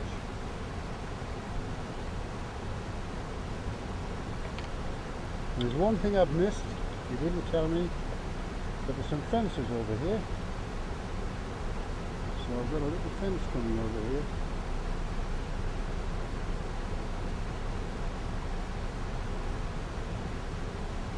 A little gate in there, and one wiggle in here to break that down. It's only a sketch, but put the mount round and we'll have a look at it. Okay, well, there's our finished painting. Hope you enjoyed watching me paint that one. Why not have a go? Happy painting. See you soon.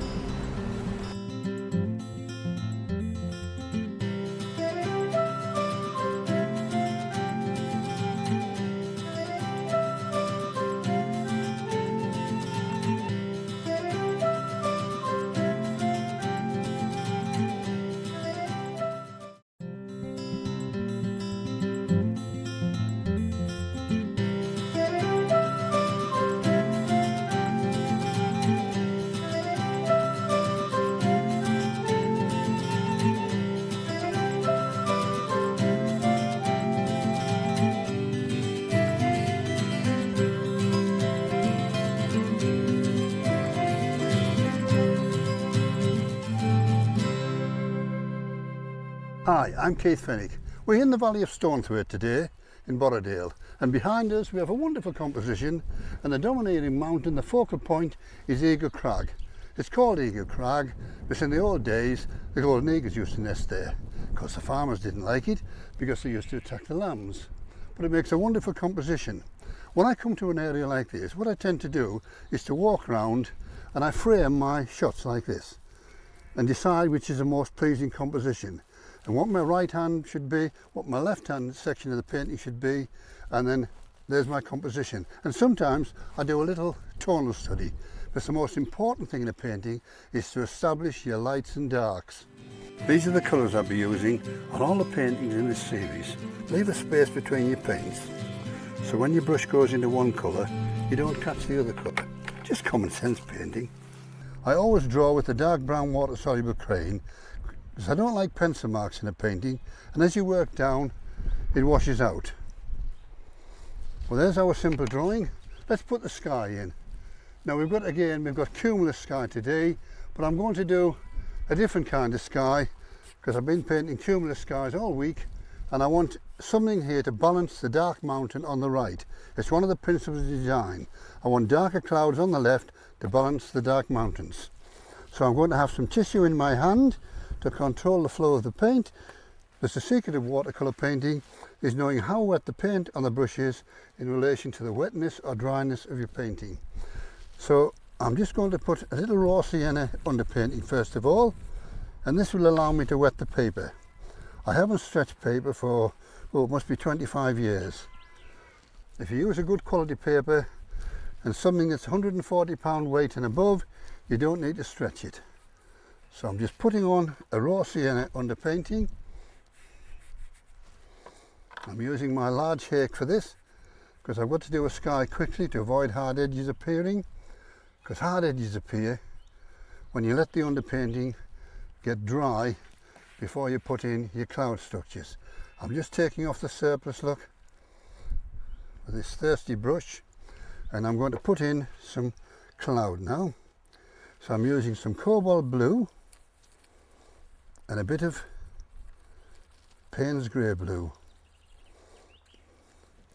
I'm going to I'm not copying the cumulative cloud, I'm just going to have a good wiggle look. I want these, I'm going to have some darker clouds here to balance the dark mountain.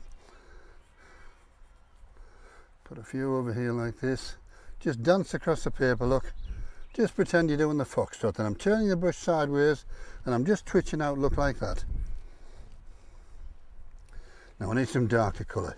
Payne's grey, cobalt blue, just a touch of red now, but not too much red.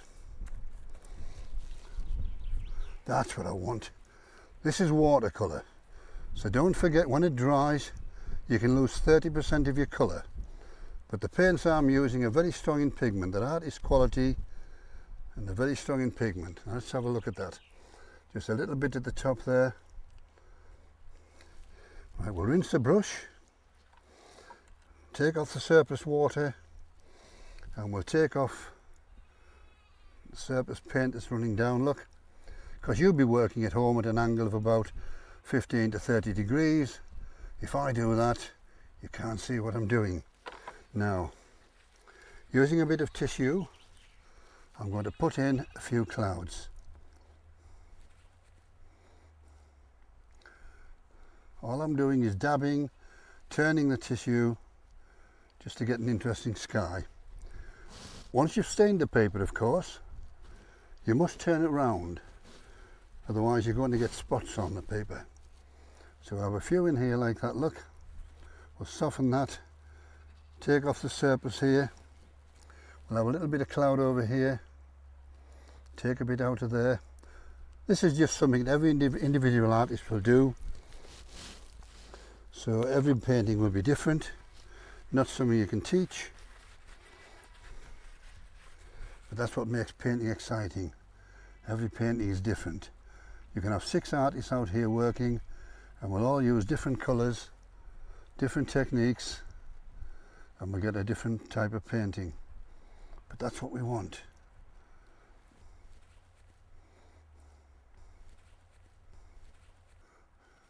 I'm just putting a little bit in there, soften the edge of that. Now I need to let that dry before I progress any further. So I need to have a pause until it dries. The secret of painting any sky, you must never let the underpainting get more than 1/3 dry. If you put wet paint over something that's more than 1/3 dry, when the shine's gone off, it can't soak in. So you're going to get cauliflowers or lollipops, as we call them. And we don't want that. That's why we say to you, you must do a sky in under 3 minutes. That doesn't mean it takes 3 minutes to do the sky. Everything you put on, you spend 3 minutes thinking, 1 minute doing. You've got to plan your painting before you ruin a harmless bit of watercolour paper. You've got to be a thinking artist.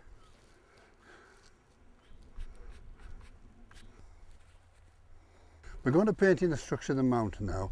Our main mountain, Eagle Crag, the focal point in the painting.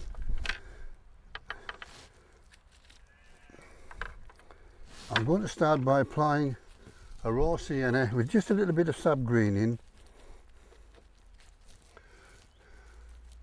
just to paint and underpainting.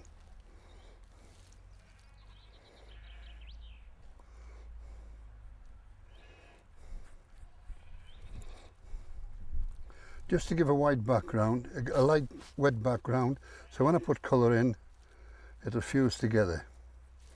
So let's start getting the shape of Eagle Crag. A bit of Payne's grey with a bit of burnt sienna. And let's get the shape of this. It's quite important we get the right shape. So it's coming down like that.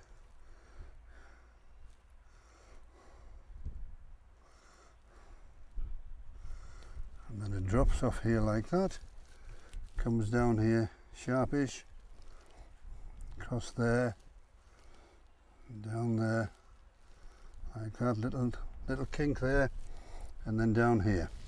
Now you must immediately wash that down. We don't want a line around the top.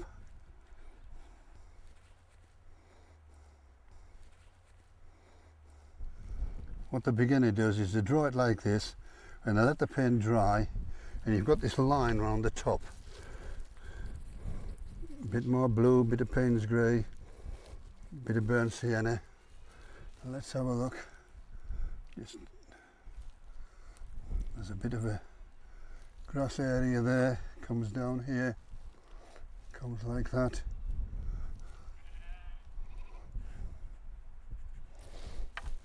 Now this is going to dry lighter. I just want a little bit of green in there now, because there's odd patches of green in there.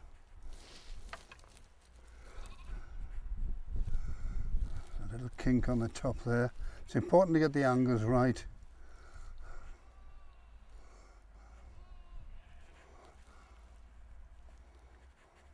Leave little bits of paper showing through. Bit of sap green now, bit of Payne's grey, and we're going to start putting in, I think it's just rough grass. It's not some kind of foliage up there. Sometimes it's a good idea to bring a pair of binoculars along that you can use to see exactly what it is. But I think it's just rough grass up on the mountain. Bit of burnt sienna now, bit of blue, bit of sap green, bit of cadmium yellow, just a touch of raw sienna. Let's just switch that across like that. Build up the structure.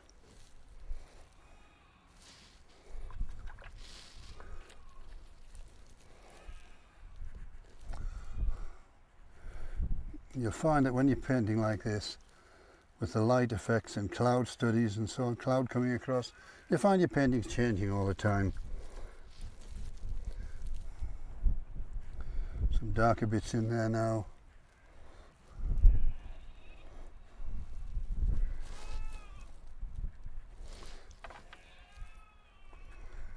A toilet roll's going for a run. Perhaps a bad expression to use, but never mind. It's blowing across in the wind. Let's just build this up here. Bit of raw sienna in here.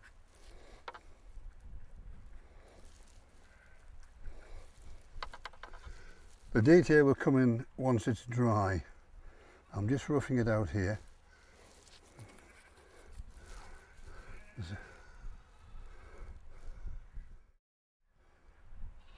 Some rough grass going down there.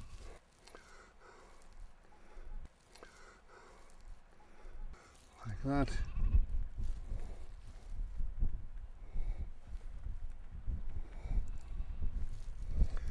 A bit coming across here like that.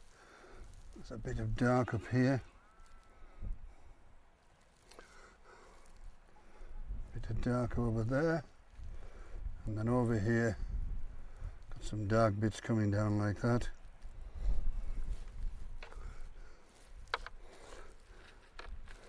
Bit of soft green down here. Little bit of raw sienna now. Before I do any more work on there, I shall let it dry. Let's start on the right hand mountain. This is much darker, and what we've got coming up here is there's a tree line here.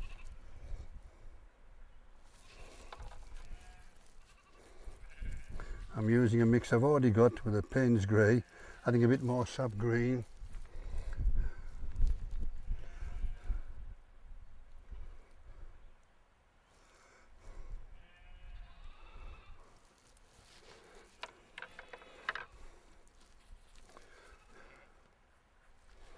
Paint this mountain in, wet it.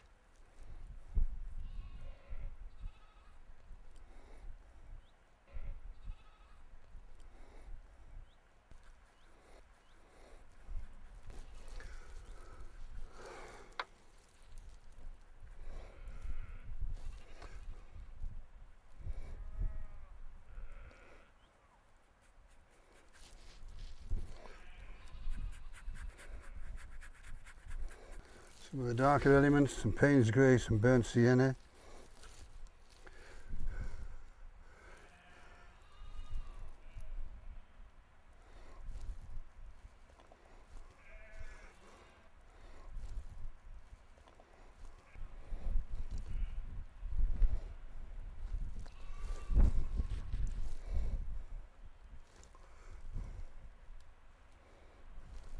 A few little nicks in the shape of the mountain. Gets up at the top there, goes up and down like that, and then like that it tails off. There's an awful lot of foliage on here, a lot of trees growing up.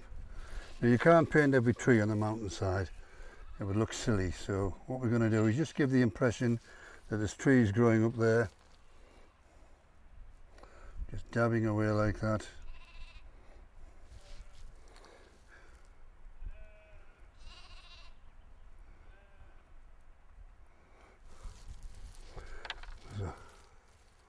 Whole range of trees coming down here.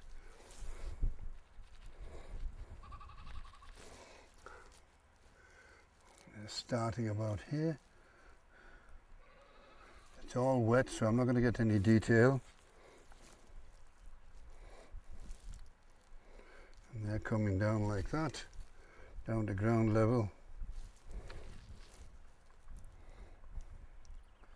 No detail here, because the underpainting is wet, and all I'm going to get is some blobs. Nice blobs. So I'm just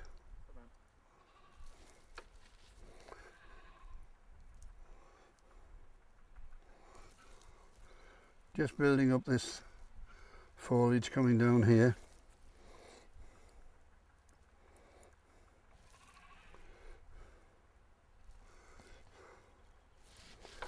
Bit of lighter green, touch of raw sienna to soften it, and up here we'll just have a bit of, there's a whole range of little bushes across here.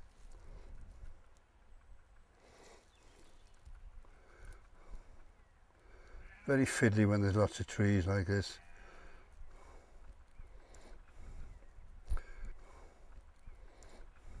There's a dark section up here, look, which I need to put in. Just using some Payne's grey with a bit of burnt sienna.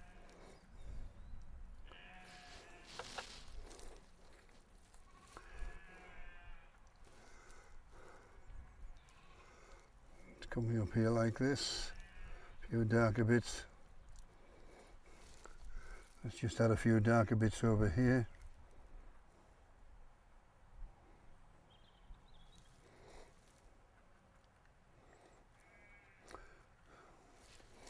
I'm going to carry on down the bottom, we'll come back to this.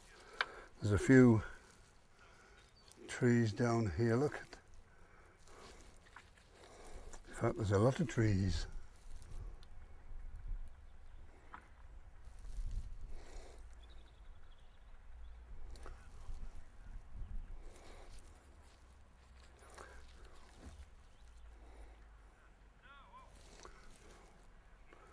Down at ground level, there's a lot of trees here. I love trees, When you're doing a painting with hundreds of them in, it's time consuming.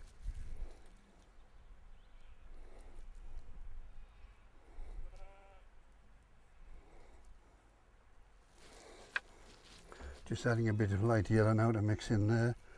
That'll soften those trees a bit. I'm going to use a bit of masking tape now to control the height of the stone wall. I'm going to stretch this across here, look, and I'm going to kink it a little bit.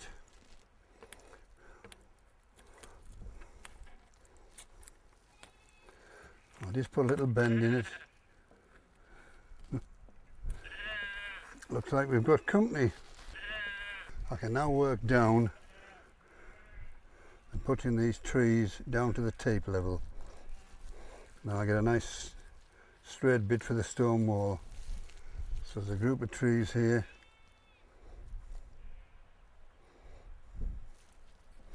Payne's grey burnt sienna mix.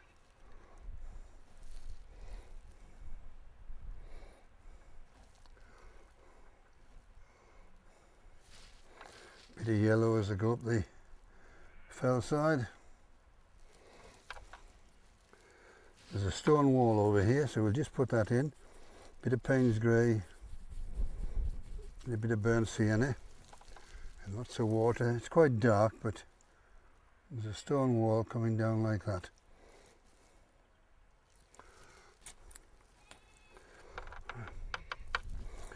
I'm just going to darken the bottom edge here before I take the tape off.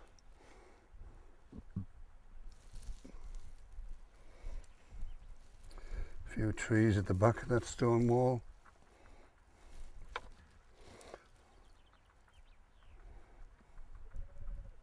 I'm doing all this with a size 8 round brush. Now let's take the tape off. And then there's a stone wall in front of here. There's a little bit of grass going across here.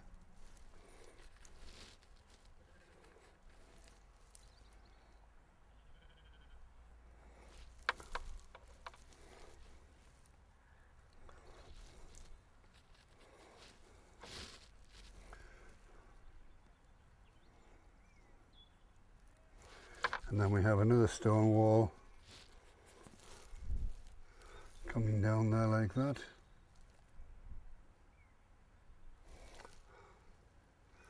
And then right across the painting we have a stone wall right across here.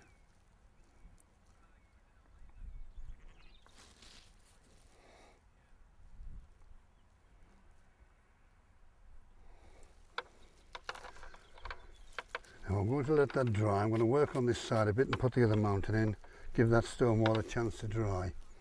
Now over here we've got this nondescript mountain coming down.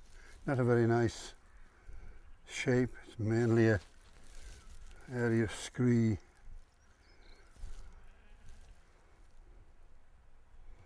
There's not a lot of shape in it. So what we'll need to do is add a bit of, put a few gullies and that in. So I'll come to a very small rigger, bit of Payne's grey, bit of burnt sienna, and we'll just try and capture a few little bits coming down. It's still wet, so it's just going to fuse in.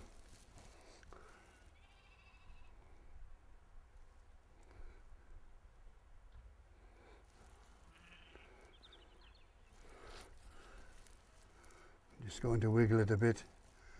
There's a few screes and that coming down, a few rocky outcrops. Again, I need to let it dry before I put in the detail. There's a few little dots down here, a few little bushes, shrubbery. These are all in the distance, of course.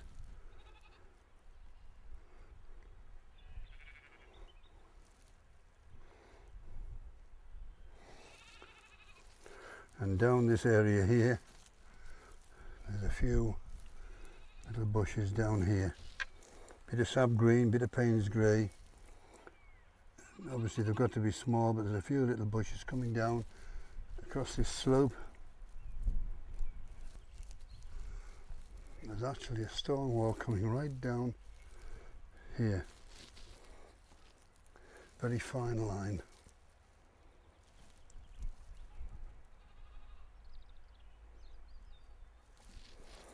And there's another one a bit darker coming across here.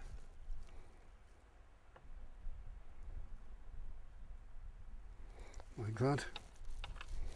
And little bits of shrubbery.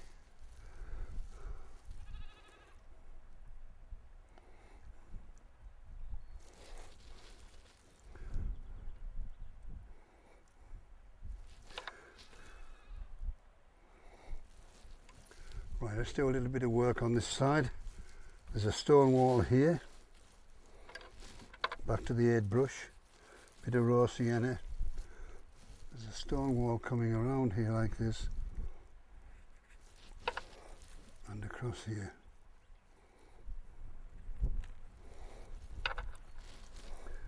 Bit of burnt sienna.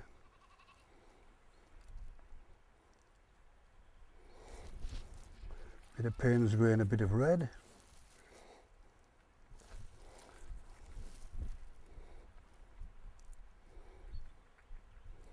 Put the coping stones on like that.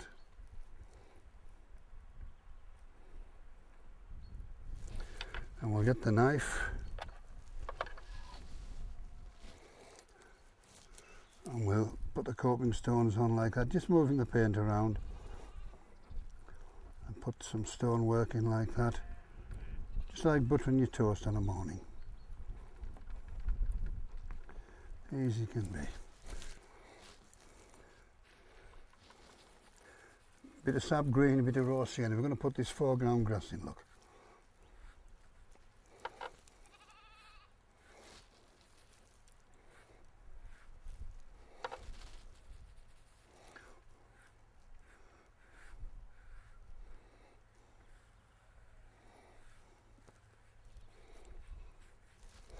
Bit of more sap green, more raw sienna, get a richer green, that's it.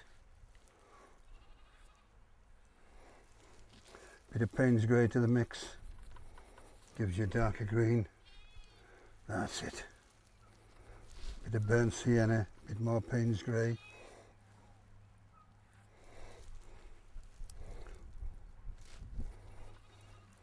We'll just put a little bit of texture in here, look.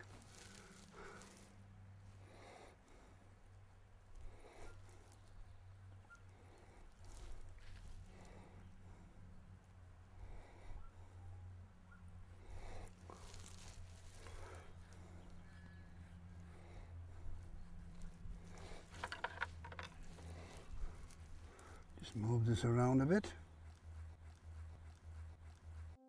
Now there's a stone wall through here, but it's not a good idea to put a wall right across your painting, because what you're saying to the viewer is, don't come into my painting.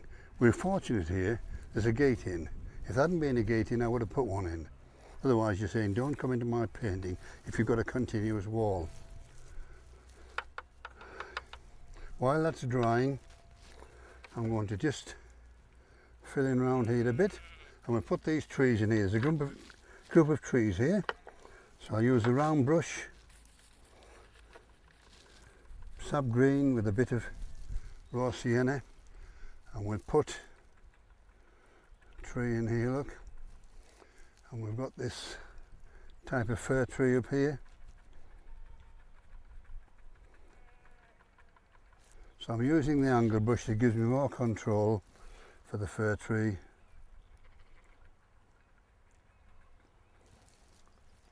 Get the little trailing bits like this.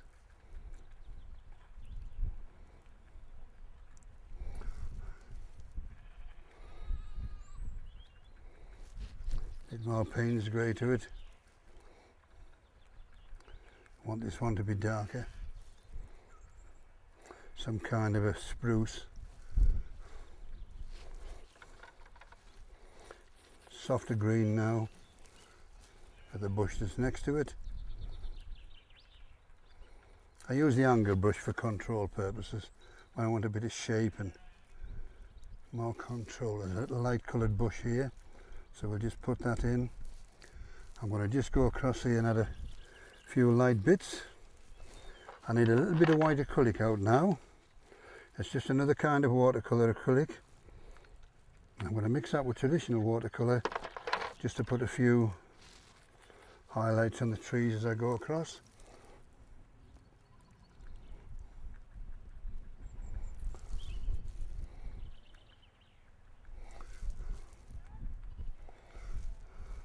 Few bushes going up here, look. I'm going to soften this area here now. There's some foliage and that in there. It was a little bit harsh.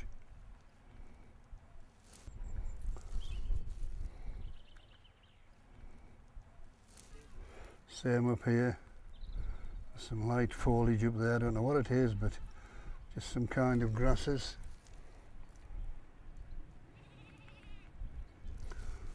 Bit darker colour. And we'll just take that. I'm switching to the round tree and foliage brush and put a few highlights on these bushes here, look. Bit of white, bit of raw sienna.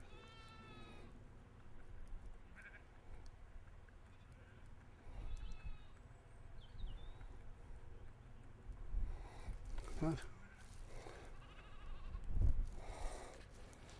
Bit of darker green to get the depth in the trees.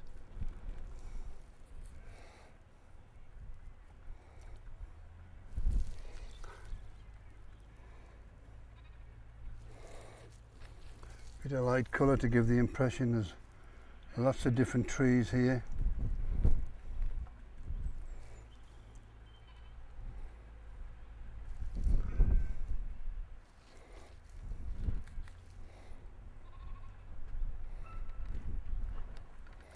The wind's getting up now. Hold on to your easel.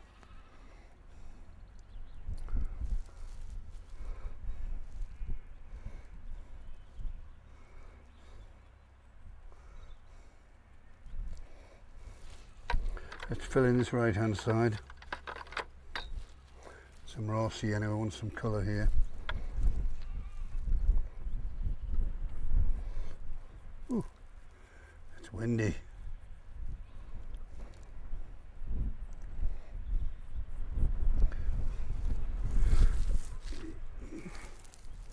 Nearly lost my hat there. Alright, I'm going to put this stone wall in here. But first of all, I'm going to put in the fence. Bit of Payne's grey, bit of brown, and I know where I'm going. There's a fence in here, look.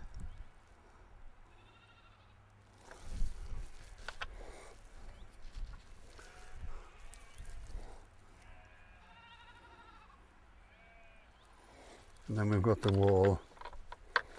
So here we go. The wall's quite dark.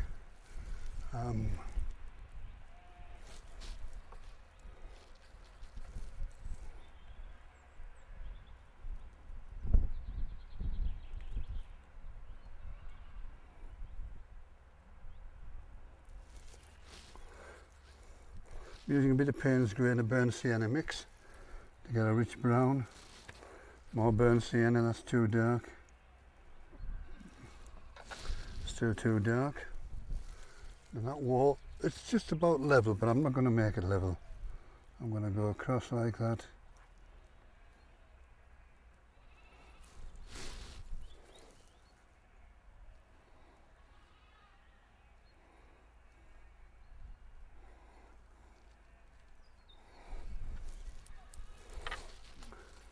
A little bit darker on this side. And I'm going to use a knife and I'm going to scratch in a few coping stones. At this distance you can't see a lot, of course.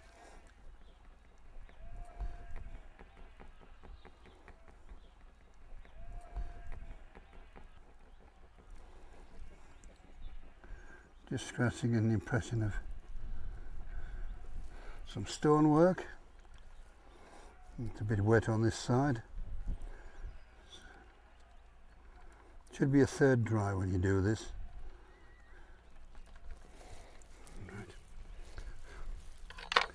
Right, let's see what I can do with this lot here. There's a group of trees in here. So I'll put these in with the angle brush. Again, there's some kind of fir tree. Payne's grey, a bit of burnt sienna, a bit of sap green, give me a rich green. And I'm coming down from that point there, so my trees are directly underneath here like this.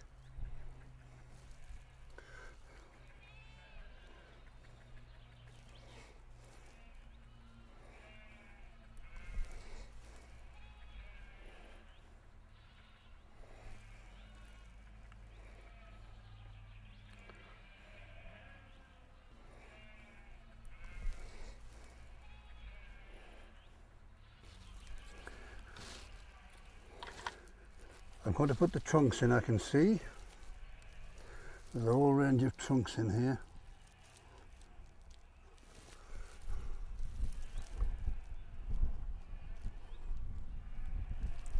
Like that. And again, we'll just take it down a little bit further in parts.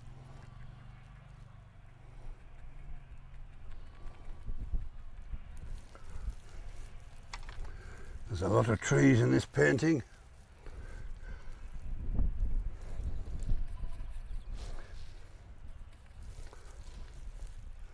Just want to create this edge down here.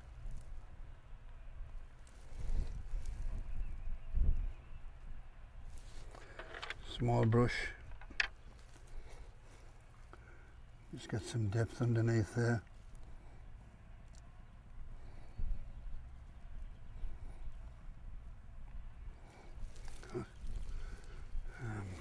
Some raw sienna in here.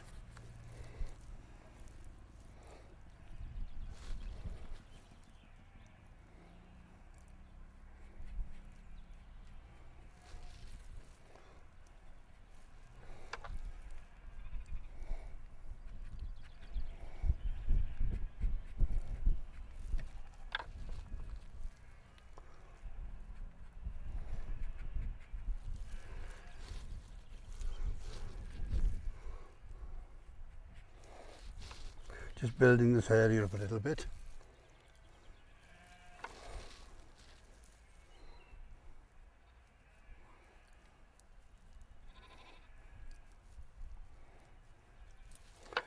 Now between the two walls there's a nice bit of soft green. And then I'm going to show you how to paint sheep.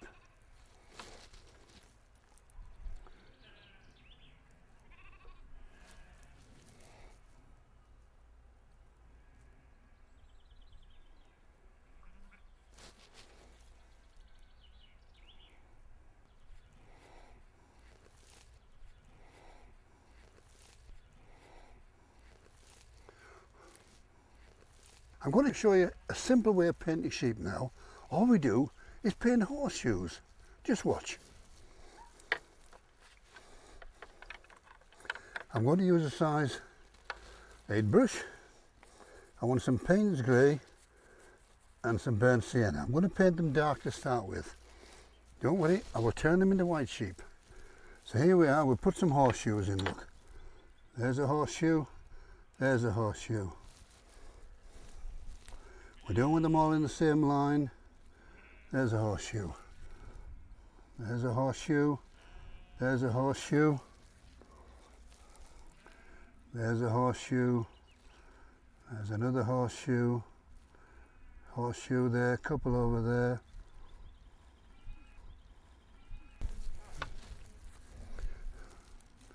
We'll have a horseshoe down here.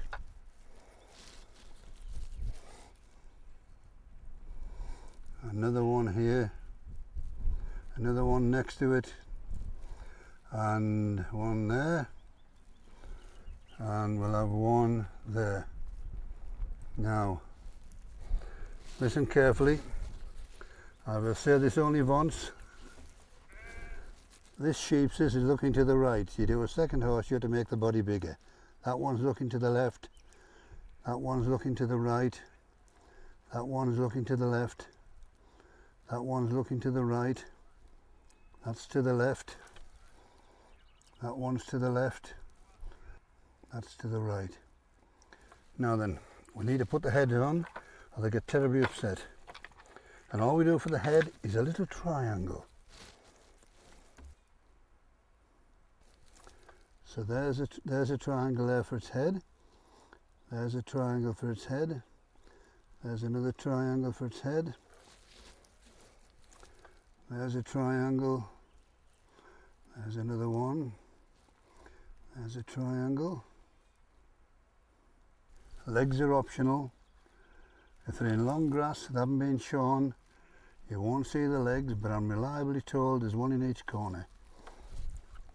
Now the shadow underneath is very important. Just link them to the ground with a bit of shadow. I'll switch to a size 8 brush, then we'll turn them into white sheepses. Put some shadow underneath like that, link them to the ground.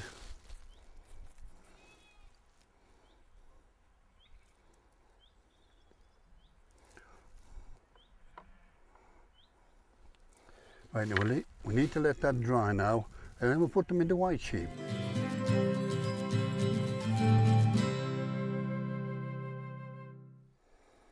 Here we go.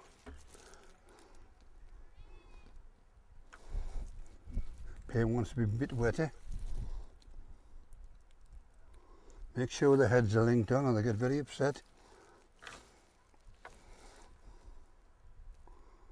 When you get to the rear end, you go the other direction. Because they're well rounded, these sheep. Like that look, and you go the other direction.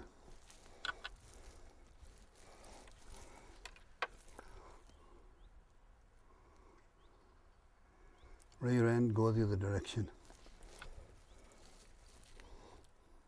Just a simple, easy way of filling a field full of sheep. You have to do them in several stages. I'm going to give the sheep a bit of body now. I want to get the shadow underneath the coat. So I'm going to use a bit of Payne's Grey with a little bit of alizarin crimson, and I want to just get that bit of dark underneath. It makes all the difference, it gives them a bit of body look.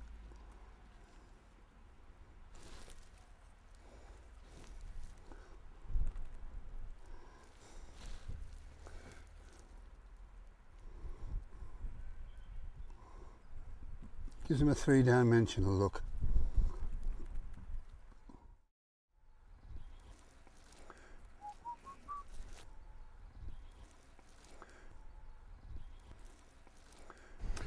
Once this is dried, the shadow effect, I'm going to put some nice crisp white on. Then I'm going to put a little bit of red on this back.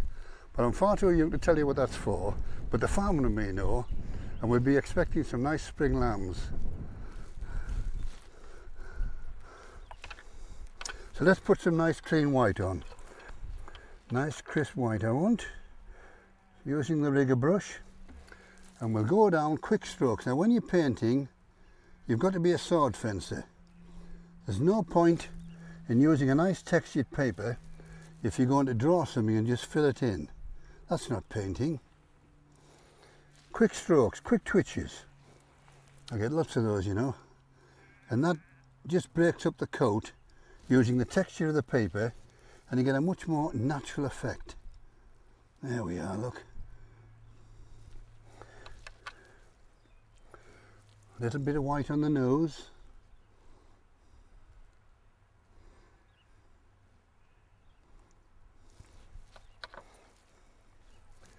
Here we go again, moving along, a bit more white. Start at the top of the back and just twitch down, covering that bit of shadow that we've already put on underneath. Just go over it, a few quick twitches, and you get that nice broken coat effect. There we are.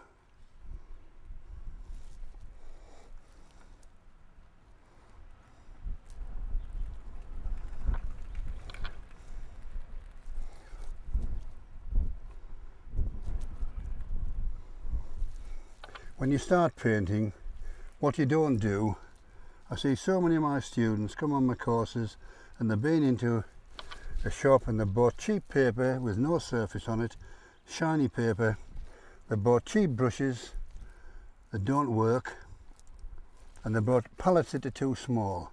There's a school of thought that says buy cheap paper, cheap paints, cheap brushes. My advice to you is don't. You've got enough troubles when you're learning to paint if your materials don't behave as they should.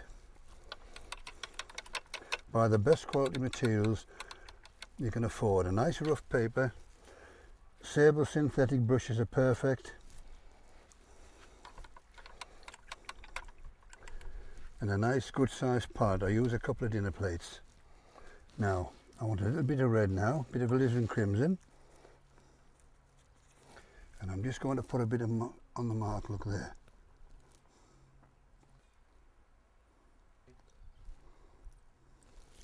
A little bit of red on the back. Well, there's going to be some stock of lambs here. Right, let's just build this up a little bit. I want a little bit of raw sienna across this grass to warm the grass up. Very useful ploy for warming up grass.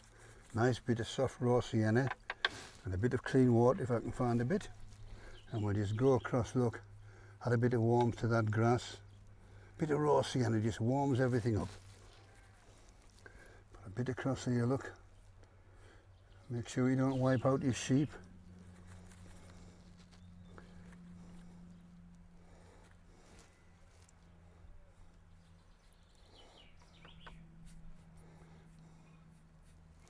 And I'm going to have a good wiggle now. It's always important to have a good wiggle now and again. I'm using my rigger. I'm just using a bit of Payne's Grey and a bit of burnt sienna. And I want a bit of shadow in here, look, so we're going to go. You've got to be bold here. Don't be frightened of it. Just a bit of shadow on that grass. Have another bit over here, look. Let's go with a bit of shadow from the clouds, anything, but it's important to break up that long stretch of greenery. You can flick bits up and show a few tufts of grass if you want. That's what I need. We'll do a bit across here, a bit more I think. Just have a good wiggle. Do you good, it will.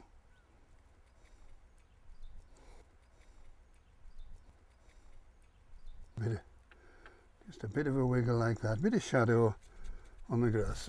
Yeah, that's improved it. I'm just going to finish off I want to darken the bottom of this stone wall here.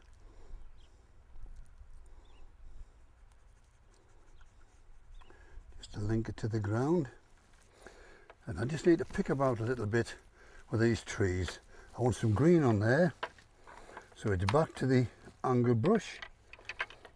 When I find it, it's got to be it. Bit of sap green, bit of raw sienna, and let's have a look. They're quite dark those, but there's a green element to it. Put a bit of green in there. Bit of Payne's Grey gives me a darker green.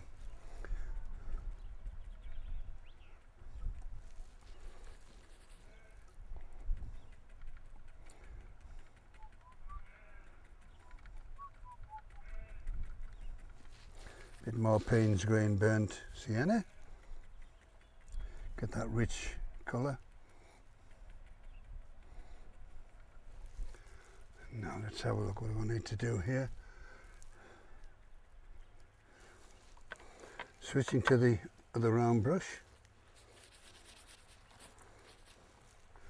Let's put a few trees in. I'll just tidy these trees up and we'll put the mount round, we'll have a look at it.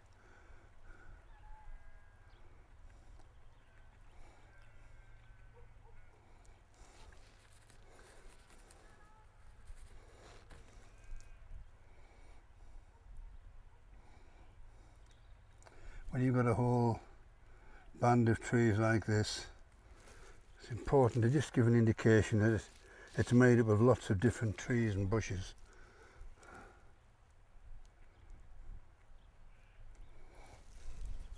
There's a whole stretch up here.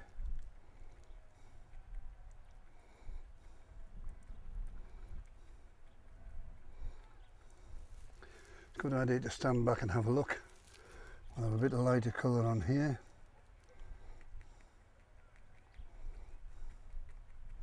All I'm doing is stippling to put on a range of lights and darks. And of course up here we've got all sorts of trees and shrubbery.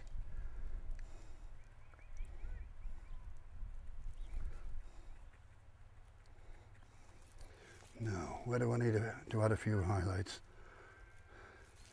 Right, let's do something with these trees. I'm not happy with these.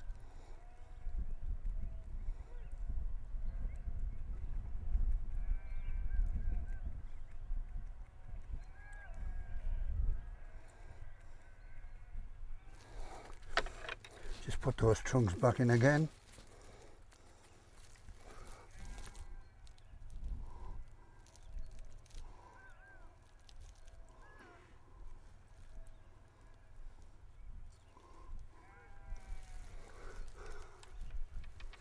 There's a bit of shadow down here.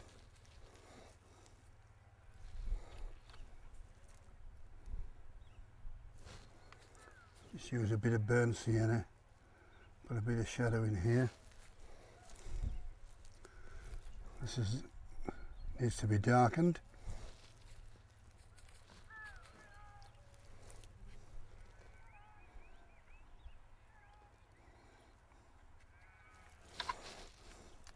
Once it's dried, I've lost some of the tone and it's not dark enough, so I'm just doing that again. There's actually little trees sticking up, so I'm just going to play a pitter-pat look and get some impression of trees stuck up on the ridge. You won't know they survive up there with all the wind, but they do.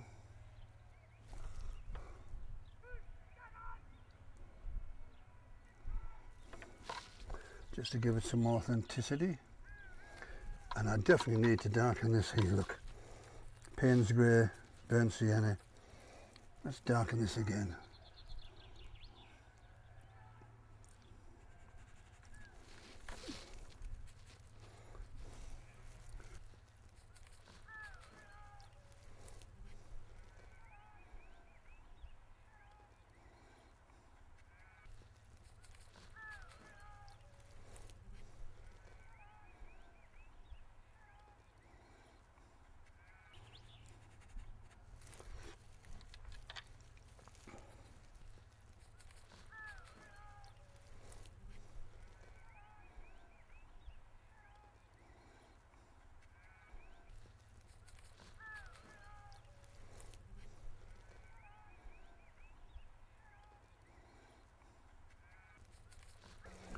All I need to do now, before we put the mount round, is add a few dark areas in here, because trees are dark on the inside, light on the outside. These little details just make the difference. Let's put a few bits across here like this, and I want a few darker bits around the bottom here. Just dab it on very, very quickly like that, look, and then I'll spread it around. Let's go along here like this, and then we'll just move that around just to get some dark in there. If you do it too dark or you overdo it, don't worry about it. Just get a bit of tissue and dab it off. You want to relax when you're painting. You don't want to be stressed. That's made a difference. And I'll do the same here. A little bit of shadow underneath here. A little bit of shadow in here. This is why I never finish a painting in one sitting. I tend to look at it for a couple of weeks and I go back and make a few changes that I feel are necessary. Surprising what you see when you look at it over a period, what you've missed. And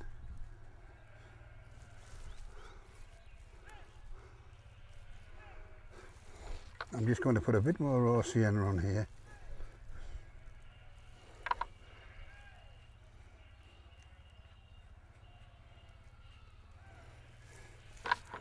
Bit of soft green under here. And where I've left bits of the white paper, I'm going to just put a bit of weak raw sienna around here, just to give it a bit of sparkle.